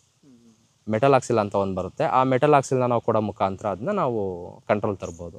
ಇವೆಲ್ಲ ಬರಲೇಬಾರ್ದು ಅಂತಂದರೆ ನಾವು ಪ್ರಿವೆಂಟಿವ್ ಆಗಿ ಫಸ್ಟೇ ತಿಂಗಳ 1 ತಿಂಗಳಿಗೆ 2 ತಿಂಗಳಿಗೆ ಟ್ರೈಕೋಡರ್ಮ, ಸೂಡೋಮೋನಾಸ್ ಕೊಡೋದಿರ್ಬೋದು, COC ಅಪ್ಲೈ ಮಾಡೋದಿರ್ಬೋದು. ಇವನ್ನೆಲ್ಲ ಮಾಡಿದರೆ ನಾವು ಅಲ್ಲಿವರೆಗೂ ಹೋಗೋ ಅವಶ್ಯಕತೆ ಇರಲ್ಲ ಸರ್. ಫೈನಲಿ ನಮ್ಮ ಕೈಲಿ ಆಗಲ್ಲ ಅಂದಾಗ ಸರ್ ಕೆಮಿಕಲ್ ಕೊಡಲೇಬೇಕಾಗುತ್ತೆ. ಅದಕ್ಕೆ ಅಂದರೆ ಈಗ ಫುಲ್ಲು ಗಿಡ ಸಾಯೋ ಸ್ಟೇಜಿಗೆ ಬಂದುಬಿಟ್ಟಿದೆ ಅಂಥ ಟೈಮಲ್ಲಿ ನಾವು ಆರ್ಗ್ಯಾನಿಕ್ಕಾಗಿ ಬದುಕ್ಸ್ಕೊಳಕ್ಕಾದ್ರೂ ಸ್ವಲ್ಪ ಕೆಮಿಕಲ್ ಕೊಡ್ಬೋದು ಸರ್. ಅವಾಗ ಅದು ಡೆವಲಪ್ಮೆಂಟಿಗೆ ಅಂತಲ್ಲ, ಬಂದಿರೋ ರೋಗ ಹೋಗೋಕ್ಕಾದ್ರೂ ಸ್ವಲ್ಪ ಕೆಮಿಕಲ್ ಕೊಡಲೇಬೇಕಾಗುತ್ತೆ. ಈ ರೀತಿ ಇರುತ್ತೆ ಸರ್. ಮತ್ತು ಇದಕ್ಕೆ ಮಿಲಿಬಗ್ಸ್ ಬರುತ್ತೆ ಸರ್. ಈ ಎಲೆ ಹಿಂದೆ ವೈಟ್ ಕಟ್ಟುತ್ತೆ ಸರ್. ಈಗೆಲ್ಲ ಇಲ್ಲ, ಎಲೆಯಿಂದ ವೈಟ್ ಕಟ್ಟುತ್ತೆ. ಇದಕ್ಕೆ ಮಿಲಿಬಗ್ಸಿಗೆ ನಾವು ಸರ್ ಏನಂತ ಅಂದರೆ ಇದು ಬೇವಿನ ಎಣ್ಣೆ ಬರುತ್ತಲ್ಲ ಸರ್, ಬೇವಿನ ಎಣ್ಣೆ ಸ್ಪ್ರೇ ಮಾಡ್ತೀವಿ. ಬೇವಿನ ಎಣ್ಣೆ ಸ್ಪ್ರೇ ಮಾಡೋ ಮುಖಾಂತರ ಇದನ್ನ ಕಂಟ್ರೋಲ್ ತಗೊಂಡ್ಬರ್ತೀವಿ ಸರ್. ಇನ್ನು ಕಾಯಿ ಮೇಲೆ ಚುಕ್ಕೆ ಬರುತ್ತೆ ಸರ್. ನಮಗೆಲ್ಲೂ ಅಷ್ಟು ಸ್ಟಾರ್ಟ್ ಆಗಿಲ್ಲ, ಕೆಲವು ಕಡೆ ಎಲ್ಲ ಬರ್ತಿದೆ. ಅದಕ್ಕೆ ನಾವಿನ್ನೂ ಇದುವರೆಗೂ ಏನು ನಮ್ಗೆ ಕಂಡು ಬಂದಿಲ್ಲ ಸರ್. ಅದಕ್ಕೆಲ್ಲ ಕೆಲವರೆಲ್ಲ ಕೆಮಿಕಲ್ ಕೊಡ್ತಾರೆ, ಬಟ್ ನಾವು ಕಂಡಿಲ್ವಲ್ಲ ಸರ್, ಏನು ಮಾಡ್ತಿಲ್ಲ ಸರ್. ಅದಕ್ಕೆ ನಾವೇನು ಮಾಡ್ತೀವಿ ಅಂದರೆ ನೀಮ್ ಆಯಿಲ್ ಒಂದು 3 ಮಂತ್ಸಿಗೆ 4 ಮಂತ್ಸಿಗೆ ಒಂದ್ಸಲ ನೀಮ್ ಆಯಿಲ್ ಒಂದ್ಸಲ ಫುಲ್ ಎಲ್ಲದಕ್ಕೂ ಸ್ಪ್ರೇ ಮಾಡಿಬಿಡ್ತೀನಿ ಎಲೆಗೆಲ್ಲ. ಹಾಗಾಗಿ ನಮಗೆ ರೋಗದ್ದೇನಷ್ಟು ತೊಂದರೆ ಕೊಡ್ತಿಲ್ಲ ಸರ್. ಸರ್ ವಾಟರ್ ಮ್ಯಾನೇಜ್ಮೆಂಟ್ ಈಗ ನೋಡ್ಬೋದು, ಈಗ ಆಲ್ರೆಡಿ ಆನ್ ಆಗಿದೆ ಬೋರ್ವೆಲ್ಲು ಸರ್. ನಾವೆಲ್ಲ ಇದಕ್ಕೆಲ್ಲ ಮೈಕ್ರೋಜೆಟ್ ಮಾಡಿಬಿಡ್ತೀನಿ ಸರ್ ನಾನೀಗ ಪೂರ್ತಿ. ಇದಕ್ಕೆ ನಮಗೆ ಮೊದಲು ಡ್ರಿಪ್ ಇತ್ತು ಎಲ್ಲ, ಈಗ ಇದಕ್ಕೆ ನೀರು ಸಾಕಾಗ್ತಿಲ್ಲ. ನೀರು ಏನಂತ ಅಂದರೆ ಒಂದೇ ಹತ್ರ ಬಿದ್ದರೆ ಅಷ್ಟು ಸಾಕಾಗ್ತಿಲ್ಲ ಸರ್. ಇದು ಬಂದುಬಿಟ್ಟು ಮೇಲ್ಗಡೆನೇ ಇರುತ್ತೆ ಬೇರು ಸರ್. ಬಟರ್ ಫ್ರೂಟ್ ಆಳವಾಗಿ ಬೇರು ಹೋಗಲ್ಲ ಸರ್, ಆ ಮೇಲ್ಗಡೆನೇ ಬೇರು ಬಂದಿರುತ್ತೆ. ಸ್ವಲ್ಪ ಅಗಲವಾಗಿ ಹರಡಿರುತ್ತೆ. ಅದು ಕೆನಾಪಿ ಎಷ್ಟಿದೆ ಅಷ್ಟಕ್ಕೂ ನೀರು ಬೀಳಬೇಕು. ಆ ಕಾರಣದಿಂದ ನಾನು ಈ ವರ್ಷ 16 mm ಲ್ಯಾಟ್ರಲ್ಗೆ ಒಂದು 6 ಫೀಟು ಡಯಾಮೀಟರ್ ವೈಸ್ ಅಂತ ನೋಡಿದರೆ ಒಂದು 2 ಮೀಟರ್ಸ್ ಡಯಾಮೀಟರು ಸುತ್ತ ಬೀಳೋ ಥರ ಮೈಕ್ರೋಜೆಟ್ಸ್ ಬರುತ್ತೆ ಸರ್. ಅದನ್ನು ಅಪ್ಲೈ ಮಾಡಿದ್ದೀನಿ. 1 ವರ್ಷದಿಂದ ಇದರಲ್ಲೇ ವಾಟರ್ ಮ್ಯಾನೇಜ್ ಮಾಡ್ತಿದ್ದೀನಿ ಸರ್ ನಾನು. ಬೇಕಾದ್ರೆ ನೀವು ನೋಡ್ಬೋದು ಒಂದ್ಸಲಿ ಯಾವ ರೀತಿ ಅದು ಆರುತ್ತೆ, ಯಾವ ರೀತಿಯಾಗಿ ಬೀಳುತ್ತೆ ಅನ್ನೋದು ನೀರನ್ನ ಬೇಕಾದ್ರೆ ನೀವು ತೋರಿಸ್ಬೋದು ಸರ್. ನೀವು ಈ ರೀತಿಯಾಗಿ ನಾನು ಮಾಡ್ತಿದ್ದೀನಿ ಸರ್. ಇದು ಸರ್ ಬಟರ್ ಫ್ರೂಟಲ್ಲಿ ತುಂಬ ಹೆಲ್ತ್ ಬೆನಿಫಿಟ್ಸ್ ಇದೆ sir. Mainly first of all ಬಂದಂತ ಅಂದರೆ ನಮಗೆ ಮಾನೋಸ್ಯಾಚುರೇಟೆಡ್ ಫ್ಯಾಟಿ ಆ್ಯಸಿಡ್ಸ್ ಸಿಗುತ್ತೆ ಸರ್ ಇದರಲ್ಲಿ. ಅದು ಯಾವ ರೀತಿ ಅಂತ ಅಂದರೆ, ಈಗ ನಾವು ಒಂದು ರೈಸ್ ತಿನ್ಬೋದು, ಇಲ್ಲ ಏನೋ ಗೋಧಿ ತಿನ್ಬೋದು. ಇವೆಲ್ಲ ಸರ್ ನಮಗೆ ಅದು ಕಾರ್ಬೋಹೈಡ್ರೇಟ್ಸ್, ಈಗ ರೈಸ್ ತಿಂದರೆ ನಮಗೆ ಕಾರ್ಬೋಹೈಡ್ರೇಟ್ಸ್ ಬರುತ್ತೆ, ಅದೆಲ್ಲ ಮಾನೋಸ್ಯಾಚುರೇಟೆಡ್ ಫ್ಯಾಟಿ ಆಸಿಡ್ ಆಗಬೇಕು ಅಂದರೆ ಅದು ಕನ್ವರ್ಷನ್ ಆಗಬೇಕು ಸರ್. ಇದರಲ್ಲಿ ಏನಾಗುತ್ತೆ ಅಂದರೆ ನಮಗೆ ಡೈರೆಕ್ಟ್ಲಿ ಇದನ್ನು ಮಿಲ್ಕ್ ಶೇಕ್ ಕುಡಿಯೋದ್ರಿಂದ ಇರ್ಬೋದು, ಜ್ಯೂಸ್ ಕುಡಿಯೋದ್ರಿಂದ ಇರ್ಬೋದು, ಮಾನೋಸ್ಯಾಚುರೇಟೆಡ್ ಫ್ಯಾಟಿ ಆಸಿಡ್ ಸಿಗುತ್ತೆ ಸರ್ ನಮಗೆ, ಡೈರೆಕ್ಟಾಗಿ ಸಿಗುತ್ತೆ, ಅದು ನ್ಯಾಚುರಲಾಗಿ ಸಿಗುತ್ತೆ. ಮತ್ತು ಅದ್ರ ಜೊತೆಗೆ ಸರ್ ಇದು ಮೈಕ್ರೋನ್ಯೂಟ್ರಿಯೆಂಟ್ಸ್ ಎನ್ರಿಚ್ ಇರುತ್ತೆ, ಮೇನ್ಲಿ ಪೊಟ್ಯಾಶ್ ಎನ್ರಿಚ್ ಇರುತ್ತೆ ಸರ್ ಇದು. ಮತ್ತು ವಿಟಮಿನ್ ಎ ಇರುತ್ತೆ, ವಿಟಮಿನ್ ಇ ಇರುತ್ತೆ, ವಿಟಮಿನ್ ಸಿ, ಇವೆಲ್ಲ ಸಪೋರ್ಟಿವ್ ಆಗಿರುತ್ತೆ sir. Mainly ಬಂದುಬಿಟ್ಟಿದ್ದು monounsaturated fatty acid ಇರುತ್ತೆ ಸರ್. ಇದು ನಮಗೆ ಡೈರೆಕ್ಟ್ಲಿ ಸಿಗುತ್ತೆ. ಬೇರೆ ಎಲ್ಲ ಅಂದರೆ ಏನಂದರೆ ನಾವು ಬೇರೆ ಫುಡ್ ಕನ್ಸ್ಯೂಮ್ ಮಾಡಬೇಕು, ಅದು ಕನ್ವರ್ಟ್ ಮಾಡಬೇಕು, ಆದರೆ ಅದು ಆ ಥರ ಇರೋಲ್ಲ ಸರ್. ಇದು ಇಮ್ಯುನಿ ಸಿಸ್ಟಮ್ ನಮ್ದು ಚೆನ್ನಾಗಿ ಬೂಸ್ಟ್ ಮಾಡುತ್ತೆ ಇದು. ಈ ಥರ ತುಂಬ ಹೆಲ್ತ್ ಬೆನಿಫಿಟ್ಸ್ ಬರುತ್ತೆ ಸರ್ ಇದು. ಮತ್ತು ಇದನ್ನು ನಾವು ಆರ್ಗ್ಯಾನಿಕ್ಕಾಗಿ ಮಾಡಿರೋದ್ರಿಂದ ಇದಕ್ಕೆ ಯಾವುದೇ ಥರ ನಾವು ಕೆಮಿಕಲ್ಸ್ ಏನೂ ಕೊಡೋಲ್ಲ ಸರ್. ಅದು ನಾವು ಆರ್ಗ್ಯಾನಿಕ್ಕಾಗಿ ಮಾಡಿದ್ದೀವಿ. ಯಾರಾದರೂ ಬೇಕು ಅಂದರೆ ಸರ್ ನಮ್ದು ಹಾಸನ ಅರಸೀಕೆರೆ ಇದೆ, ಇವೆಲ್ಲೇ ಪ್ಲಾಟ್ ಬರುತ್ತೆ. ನಾವು ಯಾರಾದ್ರೂ ಒಬ್ರು ಇರ್ತೀವಿ, ಬೇಕು ಅಂದರೆ ಬಂದುಬಿಟ್ಟು ಸರ್ ನೀವು ಇಲ್ಲಿ ನೀವೇ ಹಾರ್ವೆಸ್ಟ್ ಮಾಡಿಸ್ಕೊಂಡು ತೊಗೊಂಡು ಹೋಗ್ಬೋದು ಸರ್. ನಮ್ಮ ಕಡೆ ನಿಮಗೂ ಈಗ ಬಲ್ಕಾಗೆ ಕೊಡ್ತೀವಿ ಅಂತೇನಿಲ್ಲ. ನಾವಿದ್ದು ಅಂದ್ಕೊಳ್ಳಿ, ನಮಗೆ ಕಾಲ್ ಮಾಡ್ಕೊಂಡು, ನಮಗೆ ಕಾಂಟ್ಯಾಕ್ಟ್ ಮಾಡ್ಕೊಂಡು, ಅಕ್ಕಪಕ್ಕ ಎಲ್ಲರೂ ಇರ್ತೀರಾ, ಬೇಕಾಗಿರುತ್ತೆ, ನಮಗೆ ಕಾಂಟ್ಯಾಕ್ಟ್ ಮಾಡ್ಕೊಂಡು ಬಂದರೆ ನಾವು ಹಾರ್ವೆಸ್ಟ್ ಮಾಡಿಕೊಡೋ ಥರ ಮಾಡ್ತೀವಿ ಸರ್. ಒಟ್ಟಿನಲ್ಲಿ ಮುಂಚೆ ಬರೋಕ್ಕಿಂತ ಮುಂಚೆ ಕಾಲ್ ಮಾಡ್ಕೊಂಡು, ಇಲ್ಲ ನಮ್ಮ ತಂದೆಯವರು ಇರ್ತಾರೆ ಸರ್, ಆಲ್ಮೋಸ್ಟ್ ನಮ್ಮ ತಂದೆ ನಮ್ಮ ತಾಯಿ ಇರ್ತಾರೆ, ಇಲ್ಲೇ ಬಂದರೆ ಅವರಾದರೂ ಕೊಡ್ತಾರೆ. ಇಲ್ಲ ಅಂತ ಅಂದರೂ ನಮಗೆ ಯಾರಾದ್ರು ಕಾಲ್ ಮಾಡ್ಕೊಂಬಂದರೆ ನಾವು ಕೊಡೋ ವ್ಯವಸ್ಥೆ ಮಾಡ್ಕೊಡ್ತೀವಿ ಸರ್. ಕಡಿಮೆ ಹಾಂ ಸರ್, ನಮಗೆ ಯಾವುದಾದ್ರೂ ಕೊರಿಯರ್ ಮಾಡಿಕೊಡಿ ಈ ಥರ ಏನಾದ್ರು ಕೇಳಿದ್ರೆ ಅದನ್ನು ಮಾಡ್ಕೊಡ್ತೀನಿ ಸರ್. ಬೇಕಾದ್ರೆ ಹಣ್ಣು ಟೇಸ್ಟ್ ನೋಡಲಿ ಸರ್, ಫಸ್ಟ್ ಟೇಸ್ಟ್ ನೋಡಿ ತಗೊಳ್ಳಿ. ಮತ್ತು ಸರ್ ಇದು ಕೀಪಿಂಗ್ ಕ್ವಾಲಿಟಿ ಬಂದುಬಿಟ್ಟು ಸ್ವಲ್ಪ ನಾವು ಆರ್ಗ್ಯಾನಿಕ್ಕಾಗಿ ಮಾಡೋದ್ರಿಂದ ಚೆನ್ನಾಗಿರುತ್ತೆ. ಅದು ಬಂದು ಮತ್ತು ಬಲ್ತಿರೋ ಹಣ್ಣು ಈ ಥರ ನೋಡಿ ಚೆನ್ನಾಗಿರೋದು ಬಂದಿರೋದನ್ನೇ ಕೊಡ್ತೀವಿ ಸರ್. ಯಾರಾದರೂ ಬೇಕು ಅಂದರೆ ಬಂದು ಇಲ್ಲಿ ತೋಟದಲ್ಲೇ ತೊಗೊಂಡೋಗ್ಬೋದು ಸರ್. ನಮ್ಮ ತೋಟದಲ್ಲಿ ಸರ್ ಕಳೆ ನಿರ್ವಹಣೆ ಅಂತ ಬಂದರೆ, ನಾನು ಸ್ಟಾರ್ಟಿಂಗ್ ಏನು ಮಾಡಿದೆ ಅಂದರೆ ಸರ್, ಬಟರ್ ಫ್ರೂಟ್ ಹಾಕಿದ್ದಾಗ ಸ್ಟಾರ್ಟಿಂಗು ಒಂದು 2 ಇಯರ್ಸು ಕಲ್ಟಿವೇಷನ್ ಮಾಡ್ತಿದ್ವಿ ಸರ್ ನಾವು. ಅವಾಗ ಬೇರೆ ಜಾಸ್ತಿ ಏನು ಇರ್ತಿರಲಿಲ್ಲ. ಇದಕ್ಕೆ ಕಲ್ಟಿವೇಷನ್ ಮಾಡಿ ನಮ್ಮದು ಹಸುಗಳೆಲ್ಲ ಇದೆ ಸರ್ ನಮ್ಮದು. ಅದಕ್ಕೆ ಮೇವೇನಾದ್ರು ಬೆಳ್ಕೊಳ್ಳೋದು, ಇಲ್ಲ ಚಿಕ್ಕ ಬೆಳೆ ಏನಾದರೂ ಒಂದ್ಸಲಿ ಮೂಲಂಗಿನೇನೋ ಹಾಕಿದ್ದೆ, ಚೆನ್ನಾಗಿ ಗೊಬ್ಬರ ಆಗುತ್ತೆ ಅನ್ನೋ ಥರ, ಈ ಥರ ಗೊಬ್ಬರ ಆಗೋ ಥರನೇ ಏನಾದರೂ ಬೆಳೆ ಮಾಡ್ತಿದ್ದೆ ಸ್ಟಾರ್ಟಿಂಗ್, ಸ್ವಲ್ಪ ಕಳೆ ಕಡಿಮೆ ಮಾಡಬೇಕಂತ. ಯಾವಾಗ ಇದೆಲ್ಲ 3 ವರ್ಷ ಆಯಿತು, ಅವಾಗೆಲ್ಲ ಬೇರು ಸ್ವಲ್ಪ ಜಾಸ್ತಿ ಸ್ಪ್ರೆಡ್ ಆಗೋಕ್ಕಾಯಿತು. ಆವಾಗ ನಾನು ಒಂದು 3 ಇಯರ್ಸಿಂದ ಇದನ್ನೆಲ್ಲ ಕಲ್ಟಿವೇಷನ್ ಮಾಡೋದು ನಿಲ್ಲಿಸ್ಬಿಟ್ಟಿದ್ದೀನಿ ಸರ್. ಇದನ್ನೆಲ್ಲ ಈಗ 3 ಇಯರ್ಸಿಂದ ಕಲ್ಟಿವೇಷನ್ ಮಾಡ್ತಿಲ್ಲ. ಬರೀ ಬ್ರಷ್ ಕಟರ್ ಸರ್. ಒಂದು 3 ಮಂತ್ಸು ಮಳೆಗಾಲದಲ್ಲಿ ಒಂದ್ಸಲಿ ಜಾಸ್ತಿ ಬ್ರಷ್ ಕಟ್ರ್ ಹೊಡಿತೀವಿ. ಬೇಸಿಗೆಯಲ್ಲಿ ಸ್ವಲ್ಪ ಕಳೆ ಬರೋದು ಕಡಿಮೆ ಇರುತ್ತೆ, ಎಲ್ಲಿ ನೀರು ಬೀಳೋದಲ್ಲೆಲ್ಲ ಕಳೆ ಬರೋಲ್ಲ. ಮತ್ತು ನೆರಳಿರೋದ್ರಿಂದ ನಮಗೆ ತೆಂಗು ಮತ್ತು ಇದರೊಳಗಿದೆಯಲ್ಲ ಕಳೆ ಅವಾಯ್ಡ್ ಆಗುತ್ತೆ ಸರ್ ನಮಗಿದು. ಎಲೆನೂ ಸರ್, ಎಲೆದು ಒಂದು ಮೇಯ್ನ್ ಇದಾಗುತ್ತೆ. ಇದರಲ್ಲಿ ಎಷ್ಟು ಎಲೆ ಬೀಳುತ್ತೆ ಅದೆಲ್ಲ ಅಲ್ಲೇ ಕೆಳಗಡೆ ಬೀರುತ್ತೆ. ಮತ್ತು ಕಾಯಿಗಳು ಕರಗಿದ್ದೆಲ್ಲ ಕೆಳಗಡೆ ಬೀಳುತ್ತೆ. ಅದೆಲ್ಲ ಇದಕ್ಕೇ ಚೆನ್ನಾಗಿ ಗೊಬ್ಬರ ಆಗುತ್ತೆ ಸರ್. ಮತ್ತು ಅದೇ ಜಾಗಕ್ಕೆ ನಾವು ಈಗ ಜೆಟ್ ಮಾಡಿರೋದ್ರಿಂದ ಸರ್ ಒಂದು ಬೆನಿಫಿಟ್ ಏನಾಗುತ್ತೆ ಅಂದರೆ, ಅದ್ರ ಮೇಲೆ ಯಾವುದ್ರ ಮೇಲಾದ್ರೂ ಸರಿ ಸರ್, ನೀರು ಬಿದ್ದರೆ ಅದು ಗೊಬ್ಬರ ಆಗೋದು, ನಮಗೆ ಕನ್ವರ್ಟ್ ಆಗೋದು. ಯಾವುದೇ ಥರದ್ದು ನಮ್ಮ ಒಂದು ನನಗೆ ತಿಳ್ಕೊಂಡಿರೋ ಮಟ್ಟಿಗೆ ಯಾವ ಥರ ಇದೆ ಅಂತ ಅಂದರೆ, ಈಗ ಏನೇ ಆದರೂ ಸರಿ ಬಿದ್ದಿರುತ್ತೆ, ಇದ್ರ ಮೇಲೆ ನೀರು ಬಿದ್ದು ಅದು ಕಳಿಬೇಕು ಸರ್. ಅದು ಗೆದ್ಲಿಡಿಬಾರ್ದು. ಗೆದ್ಲಿಡಿದ್ರೆ ಅದು ಗೊಬ್ಬರ ಕನ್ವರ್ಟ್ ಆಗೋಲ್ಲ. ಗೆದ್ಲಿಡಿದ್ರೆ ಗೊಬ್ಬರ ಕನ್ವರ್ಟ್ ಆಗೋಲ್ಲ ಸರ್. ನಮ್ಮದೆಲ್ಲ ನೋಡಿ ಇಲ್ಲೆಲ್ಲ ಏನೇ ಇರ್ಬೋದು, ಇದೆಲ್ಲ ನೀರು ಬೀಳ್ತಾ ಇದೆ. ಮತ್ತು ಸರ್ ನಿಮಗೆ ಒಂದು ಎಕ್ಸಾಂಪಲಿಗೆ ನೋಡ್ಬೋದು ನೀವು ಇಲ್ಲಿ ಎಷ್ಟು ಎಲೆ ಬಿದ್ದಿದೆ ಅಂತ. ಇಲ್ಲಿ ಕೆಳಗಡೆ ಮಣ್ಣು ನೋಡಿ ಸರ್, ಎಷ್ಟು ಸ್ಮೂತ್ ಇದೆ ಅಂತ. ಇದೆಲ್ಲ ಇದು ನೋಡಿ ಸರ್, ಇದೊಂದ್ಸಲಿ ಮಣ್ಣು ನೋಡಿ, ಇದು ಎಷ್ಟು ಸ್ಮೂತ್ ಇದೆ, ಯಾವ ರೀತಿ ಕೈಗೆ ಬರುತ್ತೆ ಈ ರೀತಿ. ಇದೆಲ್ಲ ಸರ್. ಮತ್ತೆ ನೋಡಿ ಸರ್, ನಿಮಗೆ ಬೇರು ತೋರಿಸ್ತೀನಿ. ಬಟರ್ ಫ್ರೂಟ್ ಮೇಲ್ಗಡೆ ಬೇರು ಸರ್. ಇದೆಲ್ಲ ಮೇಲ್ಮೇಲೆ ತಂತು ಬೇರು ಇರುತ್ತೆ ಸರ್ ಇದು ಬಟರ್ ಫ್ರೂಟಿಗೆ. ಇದೆಲ್ಲ ಬೇರೆ ಸರ್, ಇಲ್ಲೇನೆ ತಗೊಳುತ್ತೆ. ಸಣ್ಣ ಬೇರು ಸರ್ ಇದು, ಮೇಲ್ ತಂತು ಬೇರು ಬಂದಿರುತ್ತಲ್ಲ ಅದು. ಮೇನ್ ಬೇರು ಬಂದ್ಬಿಟ್ಟು 1.5 ಫೀಟು ಈ ಥರ ಇದ್ರೊಳಗಡೆ ಇರುತ್ತೆ. ಈ ಎಲೆಗಳು ಇರೋದ್ರಿಂದ ಇದಕ್ಕೆ ಮಲ್ಚಿಂಗು ಚೆನ್ನಾಗಾಗುತ್ತೆ. ನಮಗೆ ಸ್ವಲ್ಪ ಮಳೆ ಇಲ್ಲದೆ ಇದ್ದಾಗ ಸ್ವಲ್ಪ ನೀರಿನ ಮಾಯ್ಶ್ಚರ್ ಕಾಪಾಡ್ಕೊಳ್ಳೋಕ್ಕೂ ಯೂಸ್ ಆಗುತ್ತೆ ಸರ್ ಇದು. ಸರ್ ನಾನು ಇದು ಬಟರ್ ಫ್ರೂಟ್ ಜೊತೆಗೆ ವೆನಿಲಾನು ಮಾಡಿದ್ದೀನಿ. ಈ ರೀತಿ ಮಾಡೋದು ಕಡಿಮೆ ಸರ್ ಇದು. ವೆನಿಲಾ ಬಂದುಬಿಟ್ಟು ಸರ್ ನಮಗೆ ಶೇಡ್ ಓರಿಯೆಂಟೆಡ್ ಬೆಳೆ ಸರ್ ಅದು. ನಮಗೆ ಅದಕ್ಕೆ ಎಷ್ಟು ಶೇಡ್ ಬೇಕು ಅಂದರೆ 70 to 80% ಶೇಡ್ ಬೇಕು. ವಾಟ್ರ್ ಮ್ಯಾನೇಜ್ಮೆಂಟ್ ನಡೆಯುತ್ತೆ ಸರ್, ಶೇಡ್ ಮಾತ್ರ ತುಂಬ ಶೇಡ್ ಬೇಕು ಅದಕ್ಕೆ. ವಾಟ್ರ್ ಬೇಕಾದ್ರೆ ಆದರೂ ಸರ್ ಅದು 15 ದಿನ ನೀನು ವಾಟ್ರ್ ಕೊಡಲಿಲ್ಲ ಅಂದರೂ ಅದು ಬೇಕಾದ್ರೆ ಇರುತ್ತೆ. ಆದರೆ ಬಟ್ ಶೇಡ್ ಇಲ್ಲ ಅಂತ ಅಂದರೆ ಅದು ಸರ್ ಒಣಗಿಬಿಡುತ್ತೆ ಸರ್ ಗಿಡ. ಆ ರೀತಿ ಇದಿರೋದ್ರಿಂದ ಇದಕ್ಕೆ ನನಗೆ ಓಕೆ ಆಗ್ಬೋದು ಅನ್ನಿಸ್ತು ಸರ್. ನಾನು ಒಂದು 4-5 ಕಡೆ ಫ್ಲಾಟೆಲ್ಲ ವಿಸಿಟ್ ಮಾಡಿ ಸುತ್ತಾಡಿ ಇದಕ್ಕೆಲ್ಲ ವೆನಿಲಾನೇ ಮಾಡಿದ್ದೀನಿ ಸರ್. ನಾನು ಇಲ್ಲೂ ವೆನಿಲಾ ಮಾಡಿದ್ದೀನಿ ಸರ್. ಮತ್ತು ನಮ್ದು ಇನ್ನೊಂದು ಅಡಿಕೆ ತೋಟ ಇದೆ, ಅದಕ್ಕೂ ವೆನಿಲಾ ಮಾಡಿದ್ದೀನಿ. ಒಂದು 150 ಬಳ್ಳಿ ವೆನಿಲಾ ಇದೆ ಸರ್ ನಮ್ದು ಈಗ ಆಲ್ರೆಡಿ. ಆದರೆ ಈಲ್ಡ್ ಸರ್ ಅದೇನಾಗಿದೆ ನನಗೆ 1 ವರ್ಷ ಆಗಿದೆ ಹಾಕಿ. ಲಾಸ್ಟ್ ಇಯರ್ ಫ್ಲವರಿಂಗ್ ಆಗಿತ್ತು ನನಗೆ. ಅದರಲ್ಲಿ ಪಾಲಿನೇಷನ್ ಮಾಡಿದ್ದೆ ಒಂದು 5-6 ಗಿಡ ಬೀನ್ಸ್ನ ಬಿಟ್ಟಿದ್ದು ಒಂದು ಸ್ವಲ್ಪ, ಅಲ್ಲಲ್ಲೇ ಒಂದೊಂದು ಬಿಟ್ಟಿದ್ದು ಸರ್ ಅಷ್ಟೇ. 3 ಇಯರ್ಸ್ ಬೇಕು ಸರ್, ವೆನಿಲಾಗೂ 3 ಇಯರ್ಸ್ ಬೇಕು ಸರ್ ಅದು. ಬಟ್ ಸರ್ 1 ವರ್ಷಕ್ಕೆ ಫ್ಲವರಿಂಗ್ ಬರುತ್ತೆ. ಕಮರ್ಷಿಯಲ್ ಈಲ್ಡ್ ಬೇಕಾಗುತ್ತೆ ಸರ್ ನಾವು. ಈಗ ಸರ್ ಎಲ್ಲರೂ ಅದೇ ಹೇಳೋದು, ಇದು ತಾಂಡೋಗಿ ಹಾಕಿ 1 ವರ್ಷಕ್ಕೆ ಬರುತ್ತೆ 2 ವರ್ಷಕ್ಕೆ ಬರುತ್ತೆ ಅಂತ ಹೇಳ್ತಾರೆ. ನಾವು ರೈತರು ಏನು ಯೋಚನೆ ಮಾಡೋದು, ಕಮರ್ಷಿಯಲ್ ಈಲ್ಡ್ ನಮಗೆ ಯಾವಾಗ ಬರುತ್ತೆ ಅದು ಮೇನ್ ಬೇಕಾಗುತ್ತೆ ಸರ್. ಇದು 3 ಇಯರ್ಸ್ ಬೇಕೇ ಬೇಕು ಸರ್ ಕಮರ್ಷಿಯಲ್ ಈಲ್ಡ್ ಬರೋಕ್ಕೆ. ನಾವೇನು ಮಾಡ್ತೀವಿ ಅಂದರೆ ಸರ್, ಬನ್ನಿ ಸರ್ ನಿಮ್ಗೆ ಇಲ್ಲಿ ತೋರಿಸ್ತೀನಿ. ಈ ಕಡೆ ಈ ವೆನಿಲಾ ಬಳ್ಳಿನ ಸರ್ ಇದು ನಾವು ಕಟಿಂಗ್ಸ್ನ ತಂದು ಹಾಕಿರ್ತೀವಿ ಇದನ್ನು. ಈ ಕಟಿಂಗ್ಸಿಂದ ಮುಂದೆ ಅದು ಹಪ್ತಾ ಹೋಗುತ್ತೆ ಸರ್. ಅದು ಆ ಹಪ್ತಾ ಹೋದಂಗೆ ನಾವು ಅದನ್ನ ಬಗ್ಸಿ ಈ ಥರ ಕಟ್ಬೇಕು ಸರ್. ಇಲ್ಲಿ ಈ ಕಡೆ ಕಾಣುತ್ತೆ, ಬನ್ನಿ ಸರ್ ತೋರಿಸಿ. ಇಲ್ಲಿ ಇದು ಕಾಣಿಸಿದೆಯಲ್ಲ ಸರ್, ಇದು ಈ ಥರ ಶೂಟ್ನ ಬಗ್ಗಿಸ್ಬೇಕು ನಾವು. ಇದು ಬಗ್ಸಿದ ಮೇಲೆ ಈ ಜಾಗ ಸ್ಟ್ರೆಸ್ ಆಗುತ್ತೆ ಸರ್. ಇದು ನಾನು ಬಗ್ಸಿದ್ದೀನಿ ನೋಡಿ ಸರ್, ಈ ಜಾಗ ಸ್ಟ್ರೆಸ್ ಆಗುತ್ತೆ.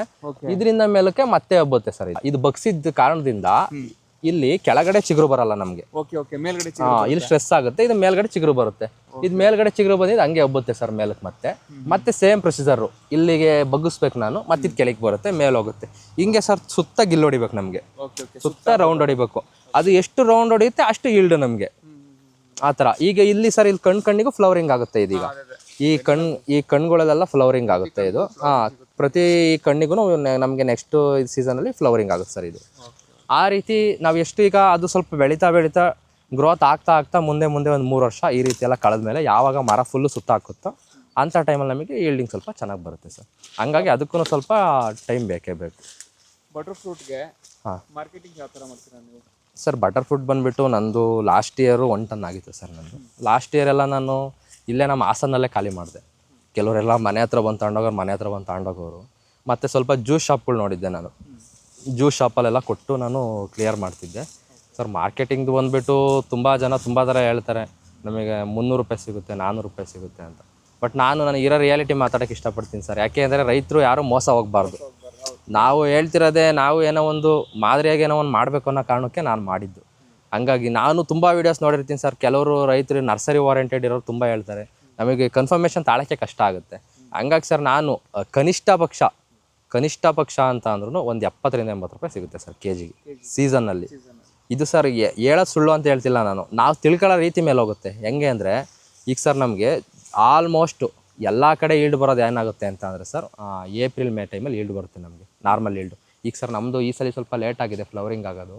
ಇದೆಲ್ಲ ಇದೆ ನೋಡಿ ಸರ್, ಇಲ್ಲೆಲ್ಲ ನಿಮಗೆ ಕಾಯಿ ಕಾಣಿಸ್ಬೋದು. ಇದು ಈ ಕಾಯಿಗಳೆಲ್ಲ ಬರೋದು ಹೆಚ್ಚು ಕಮ್ಮಿ ಇನ್ನೂ 1 2 ರಿಂದ 3 ತಿಂಗಳಾಗುತ್ತೆ. ನಮಗೆ ಮಳೆಗಾಲದಲ್ಲಿ ಬಂದರೆ ರೇಟ್ ಕಡಿಮೆ ಇರುತ್ತೆ ಸರ್. ಮತ್ತು ಎಲ್ಲ ಕಡೆ ಕಾಯಿನೂ ಅವಾಗಲೇ ಬರುತ್ತೆ. ನಮಗೆ ಮಡಿಕೇರಿ ಸೈಡ್ ಇರ್ಬೋದು, ಆಮೇಲೆ ಇನ್ನು ಕೊಡೈಕೆನಾಲ್ ಇರ್ಬೋದು, ಎಲ್ಲ ವೆರೈಟಿನೂ ಇದೇ ಟೈಮಲ್ಲಿ ಬರುತ್ತೆ. ನಮಗೆ ಅದರಿಂದ ಅದೊಂದು ಪ್ರಾಬ್ಲಮ್ಮು. ಈ ಟೈಮಲ್ಲಿ ಕಾಯಿ ಸೆಟ್ ಆಗಿದ್ದು ಏನಾಗುತ್ತೆ, ಒಂದು 70 to 80 ರೂಪೀಸಲ್ಲಿ ಪಾಸ್ ಆಗುತ್ತೆ ಸರ್. ಇನ್ನು ಅದೇನೇ ಅನ್ಸೀಸನ್ ಅಂತ ಬಂದರೆ ಬೇಸಿಗೆಯಲ್ಲಿ ಸರ್, ನಂದು ಒಂದು 5 ರಿಂದ 6 ಗಿಡ ಇದೆ ಆ ಟೈಮಲ್ಲಿ ಬಿಡೋದು. ಅವಾಗ ನಾನೇ 200 ರೂಪಾಯಿ ಕೊಟ್ಟಿದ್ದೀನಿ.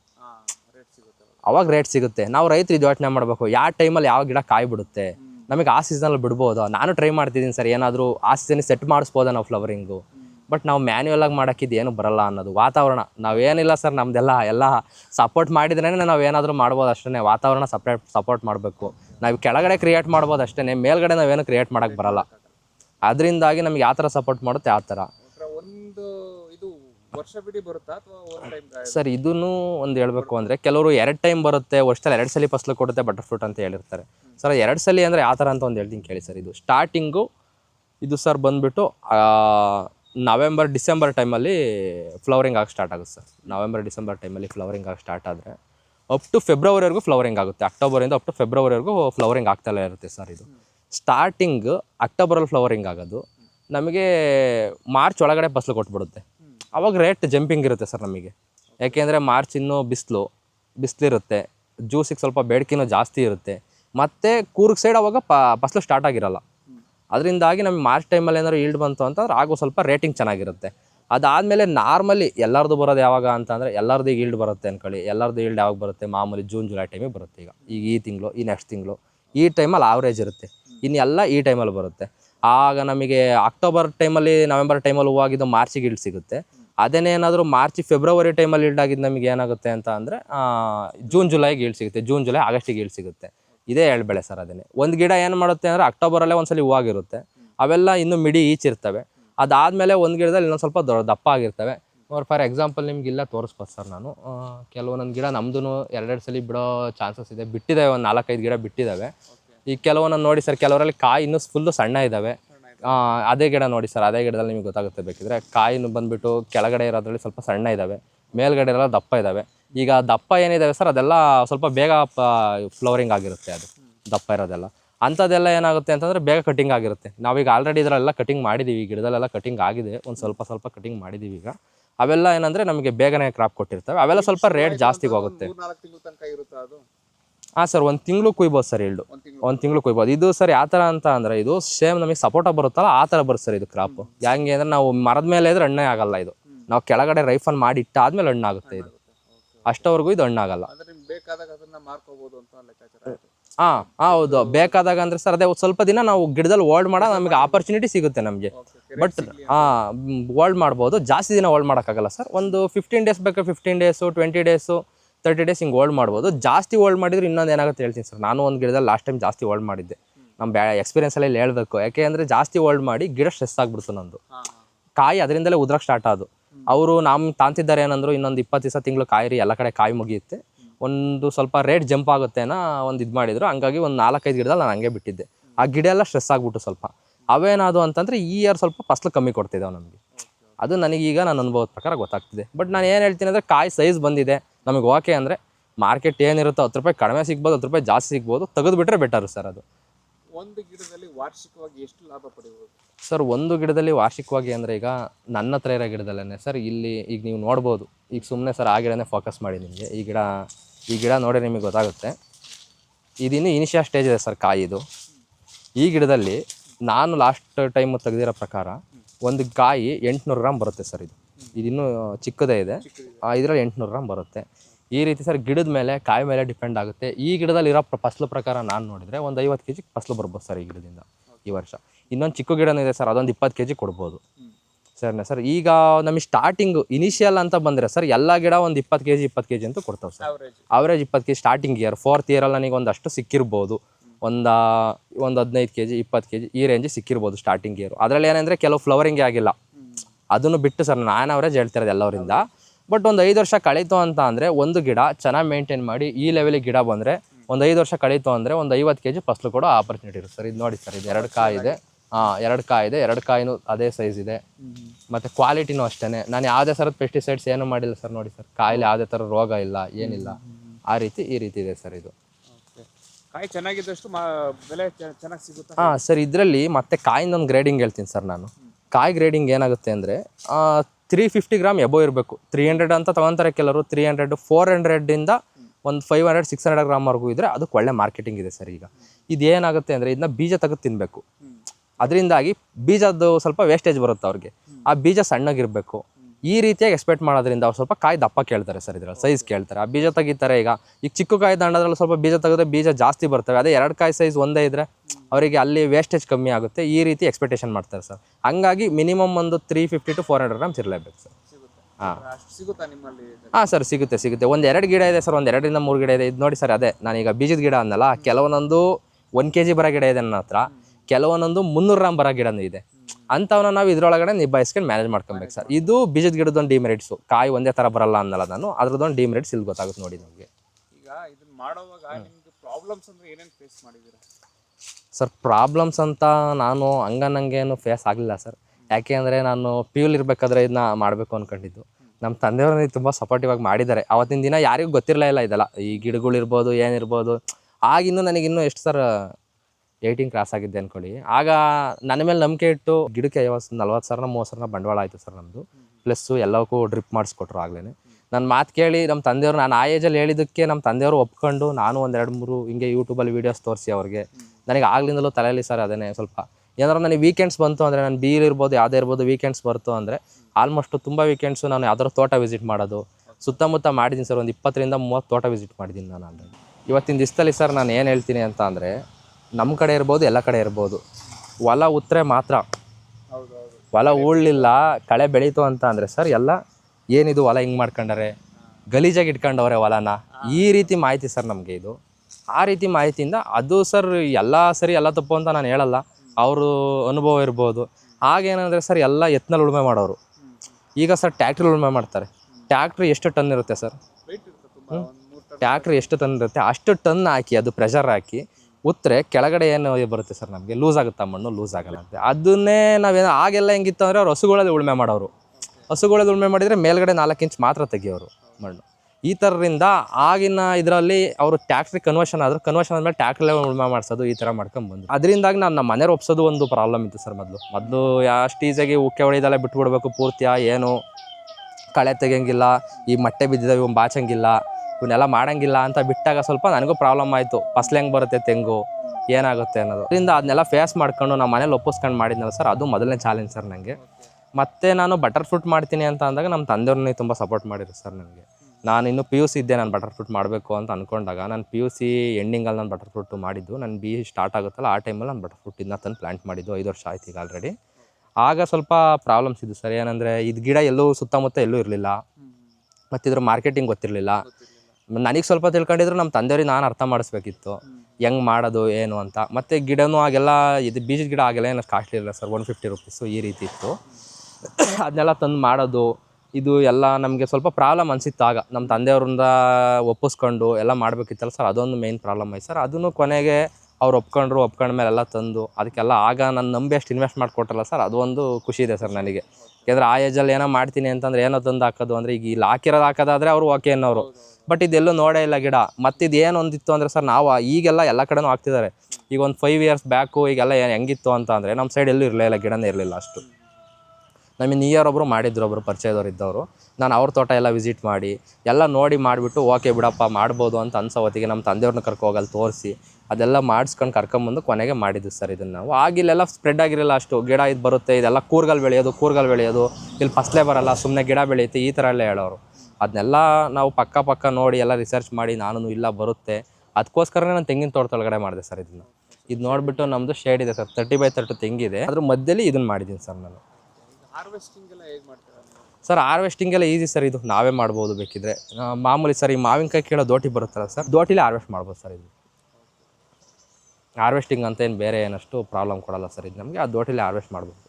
ಲೇಬರು ನೀವೇ ಮಾಡ್ಕೊತೀರಾ ಸರ್? ಲೇಬರ್ದಂದರೆ ಏನಿಲ್ಲ ಸರ್, ಇದು ಬರೀ ಬ್ರಷ್ ಕಟರ್ ಹೊಡಿಬೇಕಾದ್ರೆ ಮಾತ್ರ ನಾನು ಫ್ರೀ ಇದ್ದರೆ ನಾನೇ ಮಾಡ್ತೀನಿ ಸರ್. ನಮ್ಮದೇ ಒಂದು ಬ್ರಷ್ ಕಟರ್ ಇದೆ, ನಾನು ಫ್ರೀ ಇದ್ದರೆ ನಾನೇ ಕಳೆ ಹೊಡ್ಕೊತೀನಿ. ಇಲ್ಲ ಅಂತಂದರೆ ನಮ್ಮ ತಂದೆಯವ್ರು ಯಾರಿಗಾದರೂ ಹೇಳಿ ಹೊಡಿಸ್ಬೇಕು ಅಂದರೆ ಕಳೆ ಹೊಡಿಸ್ತಾರೆ ಸರ್ ಅಷ್ಟೇ. ಈಗ ಒಂದು ವರ್ಷಕ್ಕೆ ಬಟರ್ ಫ್ರೂಟಿಂದ ಎಷ್ಟು ಸಂಪಾದನೆ ಅಂತ ಆಗ್ಬೋದು? ಖರ್ಚು ಅಂದರೆ ಎಷ್ಟು ಬರ್ಬೋದು ಸರ್? ಬಟರ್ ಫ್ರೂಟಿಂದ ಅಂದರೆ ಕಮರ್ಷಿಯಲಿ ಇಲ್ಲಿ ಸ್ಟಾರ್ಟ್ ಆದಾಗ ಸರ್ 5 ರಿಂದ 6 ವರ್ಷ ಕಳೆದ್ಮೇಲೆ ಒಂದು ಗಿಡದಲ್ಲಿ 50 ರಿಂದ 60 kg ಕಾಯಿ ಬರುತ್ತೆ ಸರ್. ಮಿನಿಮಮ್ ಒಂದು 80 ರೂಪಾಯಿ ಸರ್. ಅಲ್ಲಿ ಮಲ್ಟಿಪಲ್ ಮಾಡ್ಕೊಂಡ್ರೆ ಗೊತ್ತಾಗುತ್ತಲ್ಲ, ಒಂದು 4,000 ಈ ಥರ ಬರ್ಬೋದು. ಗಿಡಕ್ಕೆ ಖರ್ಚು ಅಂತ ಏನಂದರೆ ಸರ್, ಅವರು ಒಂದು ಗೊಬ್ಬರ ಅದು ಇದು ಅಂತ ಏನೊಂದು 500-600 ರುಪೀಸ್ ಒಂದು ಗಿಡಕ್ಕೆ ಖರ್ಚು. ಅಷ್ಟು ಬರೋಲ್ಲ, ಅಷ್ಟು ಬಂದರೆ ಹೆಚ್ಚು ಖರ್ಚು ಮಾಡ್ತೀವಿ ಅಂತ ಅಂದರೆ. ಓಕೆ. ಈಗ ಹೊಸದಾಗಿ ಬಟರ್ ಫ್ರೂಟು ಬೆಳೆಯೋರಿಗೆ, ಗಿಡ ಹಾಕೋರಿಗೆ ನೀವೇನು ಹೇಳ್ತೀರಾ ಸರ್? ಬಟರ್ ಫ್ರೂಟ್ ಗಿಡ ಅದೇ ಸರ್, ನಿಮಗೀಗ ನಾನು ಗ್ರಾಫ್ಟೆಡ್ ಬೀಜದ ಗಿಡದ ಬಗ್ಗೆ ಹೇಳಿದೆ. ಮೇಯ್ನ್ಲಿ ಜನಗಳಲ್ಲಿ ಇದೇ ಇರೋದು, ತಲೆನೋವಿರೋದೇ ಇದಿರುತ್ತೆ. ಈಗ ಎರಡರದ್ದು ಮೆರಿಟ್ಸ್ ಹೇಳಿದ್ದೀನಿ, ಡಿಮೆರಿಟ್ಸ್ ಹೇಳಿದ್ದೀನಿ. ಇದ್ರ ಮೇಲೆ ಅವ್ರು ಡಿಸೈಡ್ ಮಾಡ್ಬೋದು ಸರ್. ನಾನೊಂದು ಅಡ್ವೈಸ್ ಏನು ಮಾಡ್ತೀನಿ ಅಂದರೆ, ಹೊಸ್ದಾಗಿ ಬೆಳೆಯೋರಿಗೆ ದುಡ್ಕಿ ಕೈ ಹಾಕ್ಬೇಡಿ ಯಾವುದೇ ಕಾರಣಕ್ಕೂ. ಬನ್ನಿ, ಯಾವ್ದಾದ್ರು 4 ತೋಟ ಸುತ್ತಾಡಿ ನೋಡಿ, ನಮ್ಮ ಸಾಯಿಲ್ ಹೆಂಗಿದೆ, ನಾವು ಮಾಡ್ತಿರೋ ಸಾಯಿಲ್ ಹೆಂಗಿದೆ, ಅವ್ರನ್ನ ಕೇಳಿ ಯಾವ ಸಾಯಿಲಿಗೆ ಸೂಟ್ ಆಗುತ್ತೆ ಮತ್ತು ಯಾವ ಸಾಯಿಲಿಗೆ ಸೆಟ್ ಆಗುತ್ತೆ, ಟೆಂಪ್ರೇಚರ್ ಎಷ್ಟಿದ್ರೆ ಓಕೆ, ಇದು ಎಷ್ಟಿದ್ರೆ ಈಲ್ಡ್ ಬರ್ತಿದೆ ಸರ್. ಕೆಲವು ಟೈಮ್ ಏನಾಗುತ್ತೆ ಅಂದರೆ, ಎಲ್ಲ ಕಡೆಯಿಂದ ಗಿಡ ಬರ್ತಿದೆ ಈಗ, ಆದರೆ ಹೂ ಆಗ್ತಿಲ್ಲ. ಓವರ್ ಟೆಂಪ್ರೇಚರ್ ಆದಾಗ ಹೂ ಆಗ್ತಿಲ್ಲ ಸರ್. ಅದೊಂದು ಮೇಯ್ನ್ ಪ್ರಾಬ್ಲಮ್ ಆಗ್ತಿದೆ ಇಲ್ಲೆಲ್ಲ. ಅದಿರ್ಬೋದು. ಇದನ್ನೆಲ್ಲ ಬಂದು ತೋಟದವ್ರ ಹತ್ರ ಮಾತಾಡಿ, ಯಾರ ಹತ್ರನಾದರೂ ನೀವು ನೆಕ್ಸ್ಟು ಅವ್ರ ಹತ್ರ ಕೇಳ್ಕೊಂಡು ಅವ್ರೆಲ್ಲಿ ಗಿಡ ತಂದಿರೋ ಅಲ್ಲಾರು ತನ್ನಿ, ಇಲ್ಲ ನಿಮ್ಗೆ ಎಲ್ಲಿ ಇಷ್ಟ ಆಗುತ್ತೋ ಅಲ್ಲಾರು ತನ್ನಿ, ಹೋಗಿ ನಿಮ್ಗೆ ಇಷ್ಟ ಬಂದಿದ್ದ ತೊಗೊಬೋದು ಸರ್. ಅದನ್ನ ಬಂದುಬಿಟ್ಟು ತೋಟದವ್ರ ಹತ್ರ ಮಾತಾಡ್ಕೊಂಡು ಮಾಡ್ಬೋದು ಸರ್. ಮತ್ತು ಸರ್ ಇದರಲ್ಲಿ ಹೇಳಿದ್ದೀನಿ ಸರ್ ನಾನು, ನಮಗೆ ಏನಂದರೆ ಎಕ್ಸ್ಪೆಕ್ಟೇಷನ್ ಜಾಸ್ತಿ ಇಟ್ಕೊಂಡಾಗ ಮೋಸ ಆಗೋದು ಗ್ಯಾರಂಟಿ ಸರ್. ಓಪನ್ ಅಂದು ಏನಂದರೆ ಒಂದು 70 to 80 ರುಪೀಸ್ ತಲೆ ಇಟ್ಕೊಳ್ಳಿ ಸರ್. ಜಾಸ್ತಿ ಸಿಗುತ್ತೆ ಇಲ್ಲ ಅಂತ ಹೇಳ್ತಿಲ್ಲ ನಿಮಗೆ. ನಾನು ಎಕ್ಸಾಂಪಲ್ ಹೇಳಿದೆ, 200 ರೂಪಾಯಿ ಸಿಕ್ಕಿದೆ ನನಗೇನೆ, 200 ರೂಪಾಯಿ ಸಿಕ್ಕಿದೆ ಅಂತ ಹೇಳಿದೆ. ಬಟ್ ಅದೇ ತಲೆಯಲ್ಲಿ ಮಾಡಬೇಡಿ. ಇಷ್ಟು ಸಿಗುತ್ತೆ ನೋಡಿ, ನಾನು ಹೇಳ್ತೀನಲ್ಲ ಇಷ್ಟು ಸಿಗುತ್ತೆ. ಇನ್ನು ಮುಂದಕ್ಕೆ 10 ರೂಪಾಯಿ ಕಮ್ಮಿ ಆಗ್ಬೋದು, 10 ರೂಪಾಯಿ ಜಾಸ್ತಿ ಆಗ್ಬೋದು ಸರ್. ಬಟ್ 70 to 80 ರುಪೀಸ್ ಒಳಗಡೆ ಬರುತ್ತೆ ಅನ್ನೋ ಥಿಂಕಿಂಗ್ ನನಗೂ ಇಲ್ಲ. ಹಂಗಾಗಿ ಮಿನಿಮಮ್ ರೇಂಜ್ ಅಂತ ಅಷ್ಟು ಹೇಳಿದ್ದೀನಿ ಸರ್ ನಾನು. ಅದ್ರ ಮೇಲೆ ಯೋಚನೆ ಮಾಡ್ಕೊಳ್ಳಿ ಸರ್ ಅವರು. ಅದು ಒಂದು 5 ರಿಂದ 6 ವರ್ಷ ಆದಮೇಲೆ ಒಂದು 50 kg 60 kg ಹಣ್ಣು ಬಿಟ್ಟರೆ ಆವಾಗ ಅವ್ರಿಗೆ ಎಷ್ಟು ಬರುತ್ತೆ ಅನ್ನೋ ಒಂದು ಐಡಿಯಾ ಅವ್ರಿಗೇನೆ ಸಿಗುತ್ತೆ. ನಾವು ಈಗ ಹೊಸ್ದಾಗಿ ಬರೋರು ನೀವು ಏನು ಮಾಡಬೇಕು ಅಂತ ಕೇಳಿದ್ರಿ, ಇದನ್ನು ಮಾಡ್ಬೇಕಾಗುತ್ತೆ ಸರ್ ನಾವು. ಯಾವ ಥರ ಅಂದರೆ, ಈಗ ಬೀಜದ ಗಿಡ ಇರ್ಬೋದು, ಗ್ರಾಫ್ಟೆಡ್ ಗಿಡ ಇರ್ಬೋದು. ಇದರಲ್ಲಿ ನಾನು ಹಾಕಿರೋದು ಬಂದುಬಿಟ್ಟು ಸರ್ ಇಂಡಿಯನ್ ವೆರೈಟಿ. ಇದು ನಮ್ಮ ಇಂಡಿಯನ್ ವೆರೈಟಿ ಬೀಜದ ಗಿಡ. ಇದರಲ್ಲೇ ಸರ್ ಇಂಡಿಯನ್ ವೆರೈಟಿನಲ್ಲೇ ಇದರಲ್ಲಿ ನಮಗೆ ರೌಂಡ್ ಸೈಜ್ ಬರುತ್ತೆ. ಇದು ನೋಡಿ ಸರ್, ಇದು ಬಂದುಬಿಟ್ಟು ಈಗ ನಮಗೆ ಬಲ್ಬ್ ಸೈಜ್ ಇದೆ, ಬಲ್ಬ್ ಥರ ಇದೆ ಇದು. ಆಮೇಲೆ ನಮಗೆ ಬಲೂನ್ ಥರ ಬರುತ್ತೆ. ನಿಮಗೆ ಆ ಕಡೆ ಒಂದು ಗಿಡದಲ್ಲಿ ತೋರಿಸಿದೆ ನಾನು, ಬಲೂನ್ ಥರ ಬರುತ್ತೆ, ರೌಂಡ್ ಬರುತ್ತೆ. ಇದರಲ್ಲೇ ಯಾವ್ದು ನಮಗೆ ಒಂದು ಸೈಜ್ ಬೇಕು ಆ ಸೈಜಿನ ಗ್ರಾಫ್ಟ್ ಮಾಡಿರ್ತಾರೆ ಸರ್. ನಮ್ಮ ಇಂಡಿಯನ್ ವೆರೈಟಿಲಿ ಈ ಗ್ರಾಫ್ಟೆಡ್ ಗಿಡನೂ ಸಿಗುತ್ತೆ, ಅದನ್ನು ಬೇಕಿದ್ರೆ ಮಾಡ್ಕೋಬೋದು ಸರ್. ಅದಲ್ಲದೆ ಈಗ ಇತ್ತೀಚೆಗೆ ಏನು ಟ್ರೆಂಡ್ ಆಗ್ತಿದೆ ಅಂದರೆ, ಮೆಕ್ಸಿಕನ್ ಆ್ಯಸ್ ಒಂದು ಟ್ರೆಂಡ್ ಆಗ್ತಿದೆ ಸರ್. ಈಗ ಮೆಕ್ಸಿಕನ್ ಆ್ಯಸ್ ಅಂತ ಒಂದು ವೆರೈಟಿ ಬರುತ್ತೆ ಸರ್. ಅದು ಸರ್ ಹಿಂಗೆ ಸರ್ ಟೆಕ್ಸ್ಚರ್ ಬರೋದು ಸೇಮ್ ಇದೇ ಥರ ಟೆಕ್ಸ್ಚರ್ ಬರುತ್ತೆ. ನಂದು ಇದೊಂದು ಗಿಡ ಇದೆ ಸರ್, ಬೇಕಾದ್ರೆ ನಿಮಗೆ ತೋರಿಸ್ತೀನಿ ನೋಡಿ. ಇದು ಮೆಕ್ಸಿಕನ್ ಅದೇ ಸರ್ ಆ ಥರ ಬಂದಿದೆ, ಇದು ಇಂಡಿಯನ್ ವೆರೈಟಿ ಬಟ್ ಟೆಕ್ಸ್ಚರ್ ಆ ಥರ ಬಂದಿದೆ, ಇದೇ ಸರ್ ಟೆಕ್ಸ್ಚರ್ ಬರುತ್ತೆ. ಅದು ಕಾಯಿ ಸೈಜ್ ಬಂದ್ಬಿಟ್ಟು ಸರ್ ಅದು 300 ಗ್ರಾಮ್ ಬರುತ್ತೆ ಅಷ್ಟೇ, ಮ್ಯಾಕ್ಸಿಮಮ್ 300 ಗ್ರಾಮ್ ಬರುತ್ತೆ ಅಷ್ಟೇ, 300-400 ಗ್ರಾಮ್ ಬರುತ್ತೆ. ಚಿಕ್ಕ ಕಾಯಿನೇ ಬರೋದು ಅದು, ಅದಕ್ಕಿಂತ ಜಾಸ್ತಿ ಬರಲ್ಲ. ಅದು ಮೆಕ್ಸಿಕನ್ ವೆರೈಟಿ ಸರ್. ಅದನ್ನು ಇಲ್ಲಿಗೆ ಇಂಪೋರ್ಟ್ ಮಾಡಿಸ್ಕೊಂಡು ಮಾಡ್ತಿದ್ದಾರೆ. ಕೆಲವು ಕಡೆ ಚೆನ್ನಾಗಿ ಬರ್ತಿದೆ ಸರ್, ಇಲ್ಲ ಅಂತ ಹೇಳಲ್ಲ, ಬಟ್ ಅದಕ್ಕೆಲ್ಲ ರೋಗ ರುಜಿನಗಳು ಜಾಸ್ತಿ. ಮತ್ತು per plant 500 rupees, 600 rupees, 800 rupees ಹಿಂಗೆ ನರ್ಸರಿ ಅವರು ಸೇಲ್ ಮಾಡ್ತಿದ್ದಾರೆ. ಅಷ್ಟೊಂದು ಕೊಟ್ಟು ತಂದಾಕಿ ವರ್ತ್ ಆಗುತ್ತಾ? ಇನ್ನೊಂದು ಹೇಳ್ತೀನಿ ನೋಡಿ ಸರ್, ನಾನು ಈಗ ನನಗೆ ಈ ಗಿಡ 5 ವರ್ಷ ಆದಮೇಲೆ 50 kg ಫಸಲು ಕೊಡ್ತು, ಸರಿನಾ? ಅದೇನೇ ಮೆಕ್ಸಿಕನ್ಯಾಸ್ 50 kg ಕೊಡಲ್ಲ. ಅದು ಗಿಡ ಇಷ್ಟು ಬುಷಾಗಿ ಬರೋದೇ ಇಲ್ಲ, ಸ್ವಲ್ಪ ಚಿಕ್ಕದಾಗೆ ಬರುತ್ತೆ ಗಿಡ. ಆಗ ಅದು 50 kg ಫಸಲು ಕೊಡೋಕ್ಕಾಗಲ್ಲ.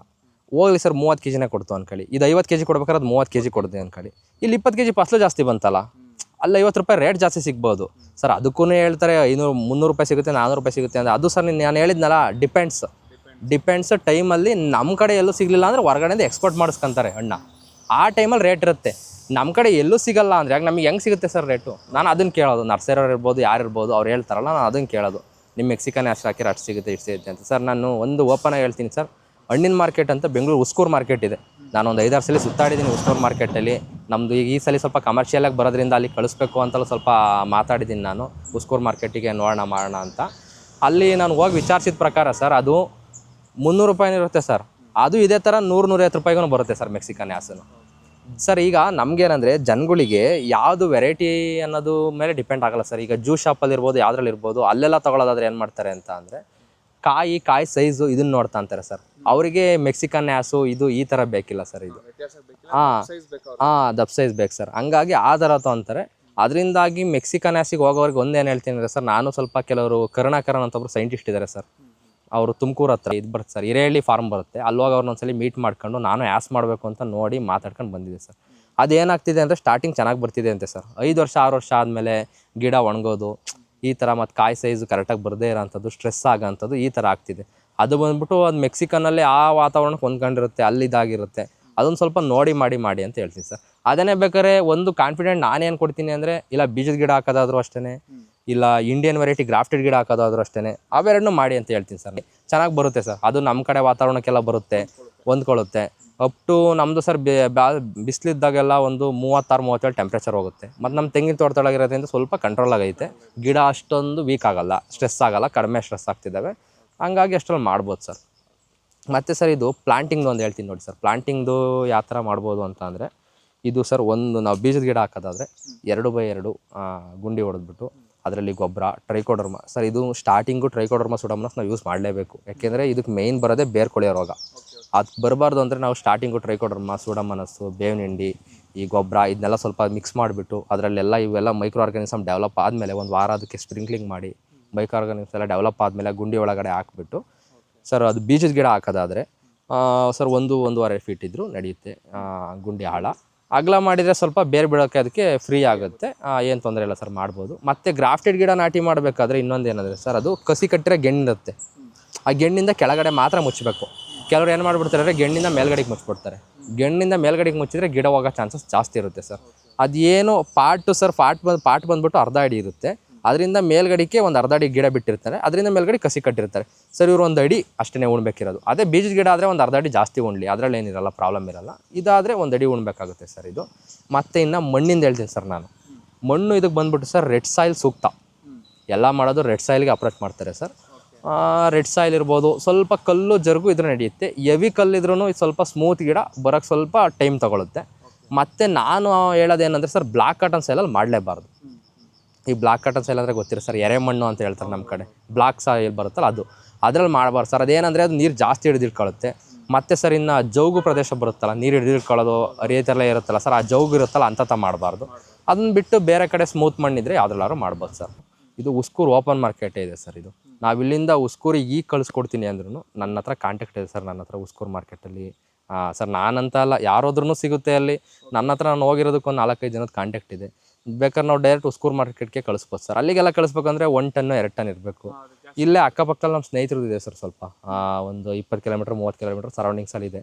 ಮುಂದೆ ಎಲ್ಲ ಸೇರಿ ಅಲ್ಲಿಗೆ ಕಳಿಸ್ಬೇಕು ಅನ್ನೋ ಪ್ಲಾನು ಮಾಡಿದ್ದೀವಿ ನಾವು. ಈ ಇಯರ್ ನಮ್ಗೆ ಸ್ವಲ್ಪ ಈಲ್ಡಿಂಗ್ ಜಾಸ್ತಿ ಬರೋದ್ರಿಂದ ಇಲ್ಲೇ ಖಾಲಿ ಮಾಡೋಕ್ಕೆ ನಮಗೆ ಸ್ವಲ್ಪ ಪ್ರಾಬ್ಲಮ್ ಆಗ್ಬೋದು.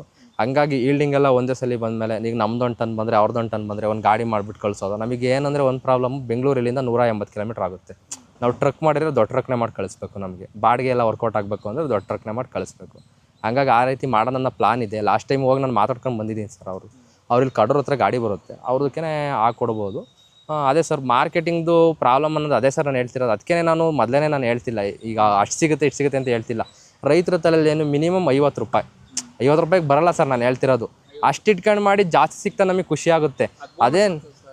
ಅದನ್ನೇ ನಾವು ಜಾಸ್ತಿ ತಲೆಯಲ್ಲಿ ಇಟ್ಕೊಂಡು ಮಾಡಿ ಕಡಿಮೆ ಸಿಕ್ತಾಗ ನಮಗೆ ಬೇಜಾರು ಅನಿಸುತ್ತೆ. ಆ ರೀತಿ ಆಗಲ್ಲ ಸರ್. ಏನೇ ಸರಿ ಹೆಂಗೆ ಅಂದರೂ 5 ವರ್ಷ ದಾಟಿದ ಮೇಲೆ ಒಂದು ಗಿಡದಿಂದ 3,000 - 4,000 ಆದಾಯ ತೆಗಿಯೋಕ್ಕೇನು ಲಾಸ್ ಇಲ್ಲ ಸರ್. ನಾವು ಅಷ್ಟಂತೂ ನಾವು ಆದಾಯ ತೆಗಿಬೋದು ಸರ್ ಈ ಗಿಡದಲ್ಲಿ. ಅದನ್ನೊಂದು ಹೇಳ್ತೀನಿ ಸರ್ ಮಾರ್ಕೆಟಿಂಗ್. ಹಾಂ ಸರ್, ಬರುತ್ತೆ ಅದು. ಮತ್ತು ಸರ್ ಏನು ಈಗ ನಾವು ನಮ್ಮ ಕಡೆ ಎಲ್ಲ ದಾಳಿಂಬೆ ಮಾಡ್ತಾರೆ, ಎಲ್ಲ ತುಂಬ ಬೆಳೆಗಳು ಬೇರೆ ಬೇರೆ ಬೆಳೆ ಮಾಡ್ತೀವಿ. ಬೆಳಗ್ಗೆ ಆದರೆ ಔಷಧಿ ತಗೋ, ಎಲ್ಲಕ್ಕೂ ಹೊಡಿ ಕೆಮಿಕಲ್ಲು, ಅದಕ್ಕೂ ಹೊಡಿ, ನಾನು ಕುಡಿ, ಹಿಂಗಾಗ್ಬಿಟ್ಟಿದೆ ಸರ್ ಇಲ್ಲೆಲ್ಲ. ಇದಕ್ಕೆ ಆ ಥರ ಎಲ್ಲ ಏನಿಲ್ಲ ಸರ್. ಇದು ಮಾಮೂಲಿ ನಾವು ಆರ್ಗ್ಯಾನಿಕ್ ಆಗೋ ಮೇಂಟೈನ್ ಮಾಡ್ಬೋದು, ಇಲ್ಲ ಕೆಮಿಕಲಾಗಿ ಮಾಡ್ತೀನಿ ಅನ್ನೋದು ಅವ್ರ ಚಾಯ್ಸ್ ಸರ್. ಅದು ನಾವೇನಂದರೆ ನಾವು ಏನೋ ವಸ್ತು ಮಾಡಬೇಕು, ಇವತ್ತಿನ ಜಗತ್ತಿಗೆ ನಾವೇನೋ ಒಂದು ತೋರಿಸ್ಬೇಕು, ಒಂದು 10 ಜನ ನಮ್ಮಿಂದ ಏನಾದರೂ ಇನ್ಸ್ಪೈರ್ ಆಗಿ ಬಂದು ಮಾಡೋರಿಗೆ ಏನಾದ್ರು ಯೂಸ್ ಆಗಲಿ ಅನ್ನೋಕ್ಕೆ ಇದರಲ್ಲಿ ಎಲ್ಲ ಸರ್. ನಾನು ಈಗ ಟ್ರಯಲ್ ಆ್ಯಂಡ್ ಎರರ್ ಮೆಥಡೇ ಸರ್ ನಾನು ಮಾಡ್ತಿರೋದು. ನಾನೇನು ಎಲ್ಲದರಲ್ಲೂ ಸಕ್ಸಸ್ ಆಗೀನಿ ಅಂತ ಹೇಳ್ತಿಲ್ಲ, ಏನಿದೆ ಅದನ್ನು ಹೇಳ್ತಿದ್ದೀನಿ ಸರ್. ನಾನು ಮಾರ್ಕೆಟಿಂಗ್ ಇರ್ಬೋದು, ಪ್ರತಿಯೊಂದು ಇರ್ಬೋದು, ನಮಗೆ ಏನಾಗಿದೆ, ನಮ್ಮ ಯಾವ ಥರ ಇದ್ದೀನಿ, ನಾನು ಇದುವರೆಗೂ ಏನು ತಿಳ್ಕೊಂಡಿದ್ದೀನಿ ಅದು ಮಾತ್ರ ಹೇಳಿದ್ದೀನಿ. ರೋಗಗಳ ಬಗ್ಗೆನೂ ಅಷ್ಟೇ ಸರ್, ನಂದಕ್ಕೆ ಏನು ಬಂದಿದೆ ಅಷ್ಟು ಮಾತ್ರ ನಾನು ಹೇಳ್ತಿರೋದು. ಅದಲ್ದಲ್ಲೇ ಅಷ್ಟು ಬಂದಿದೆ ಇಷ್ಟು ಬಂದಿದೆ ಅಂತ ಹೇಳಲ್ಲ. ಮತ್ತು ಫಸ್ಲೂ ಅಷ್ಟೇ, ನಂದು ಏನು ಬಿಡ್ತಿದೆ ಅದನ್ನು ಮಾತ್ರ ಹೇಳಿದ್ದೀನಿ. ಇವತ್ತಿನ ರಿಯಾಲಿಟಿ ಏನಿದೆ, ನನಗೆ ಇಲ್ಲಿವರೆಗೂ ಇಲ್ಲಿವರೆಗೂ ಏನು ಎಕ್ಸ್ಪೀರಿಯನ್ಸ್ ಮಾಡಿದ್ದೀನಿ ನಾನು ಅಷ್ಟು ಮಾತ್ರ ಹೇಳ್ತಿದ್ದೀನಿ ಸರ್. ಅದು ಓಕೆ, ಥ್ಯಾಂಕ್ ಯು.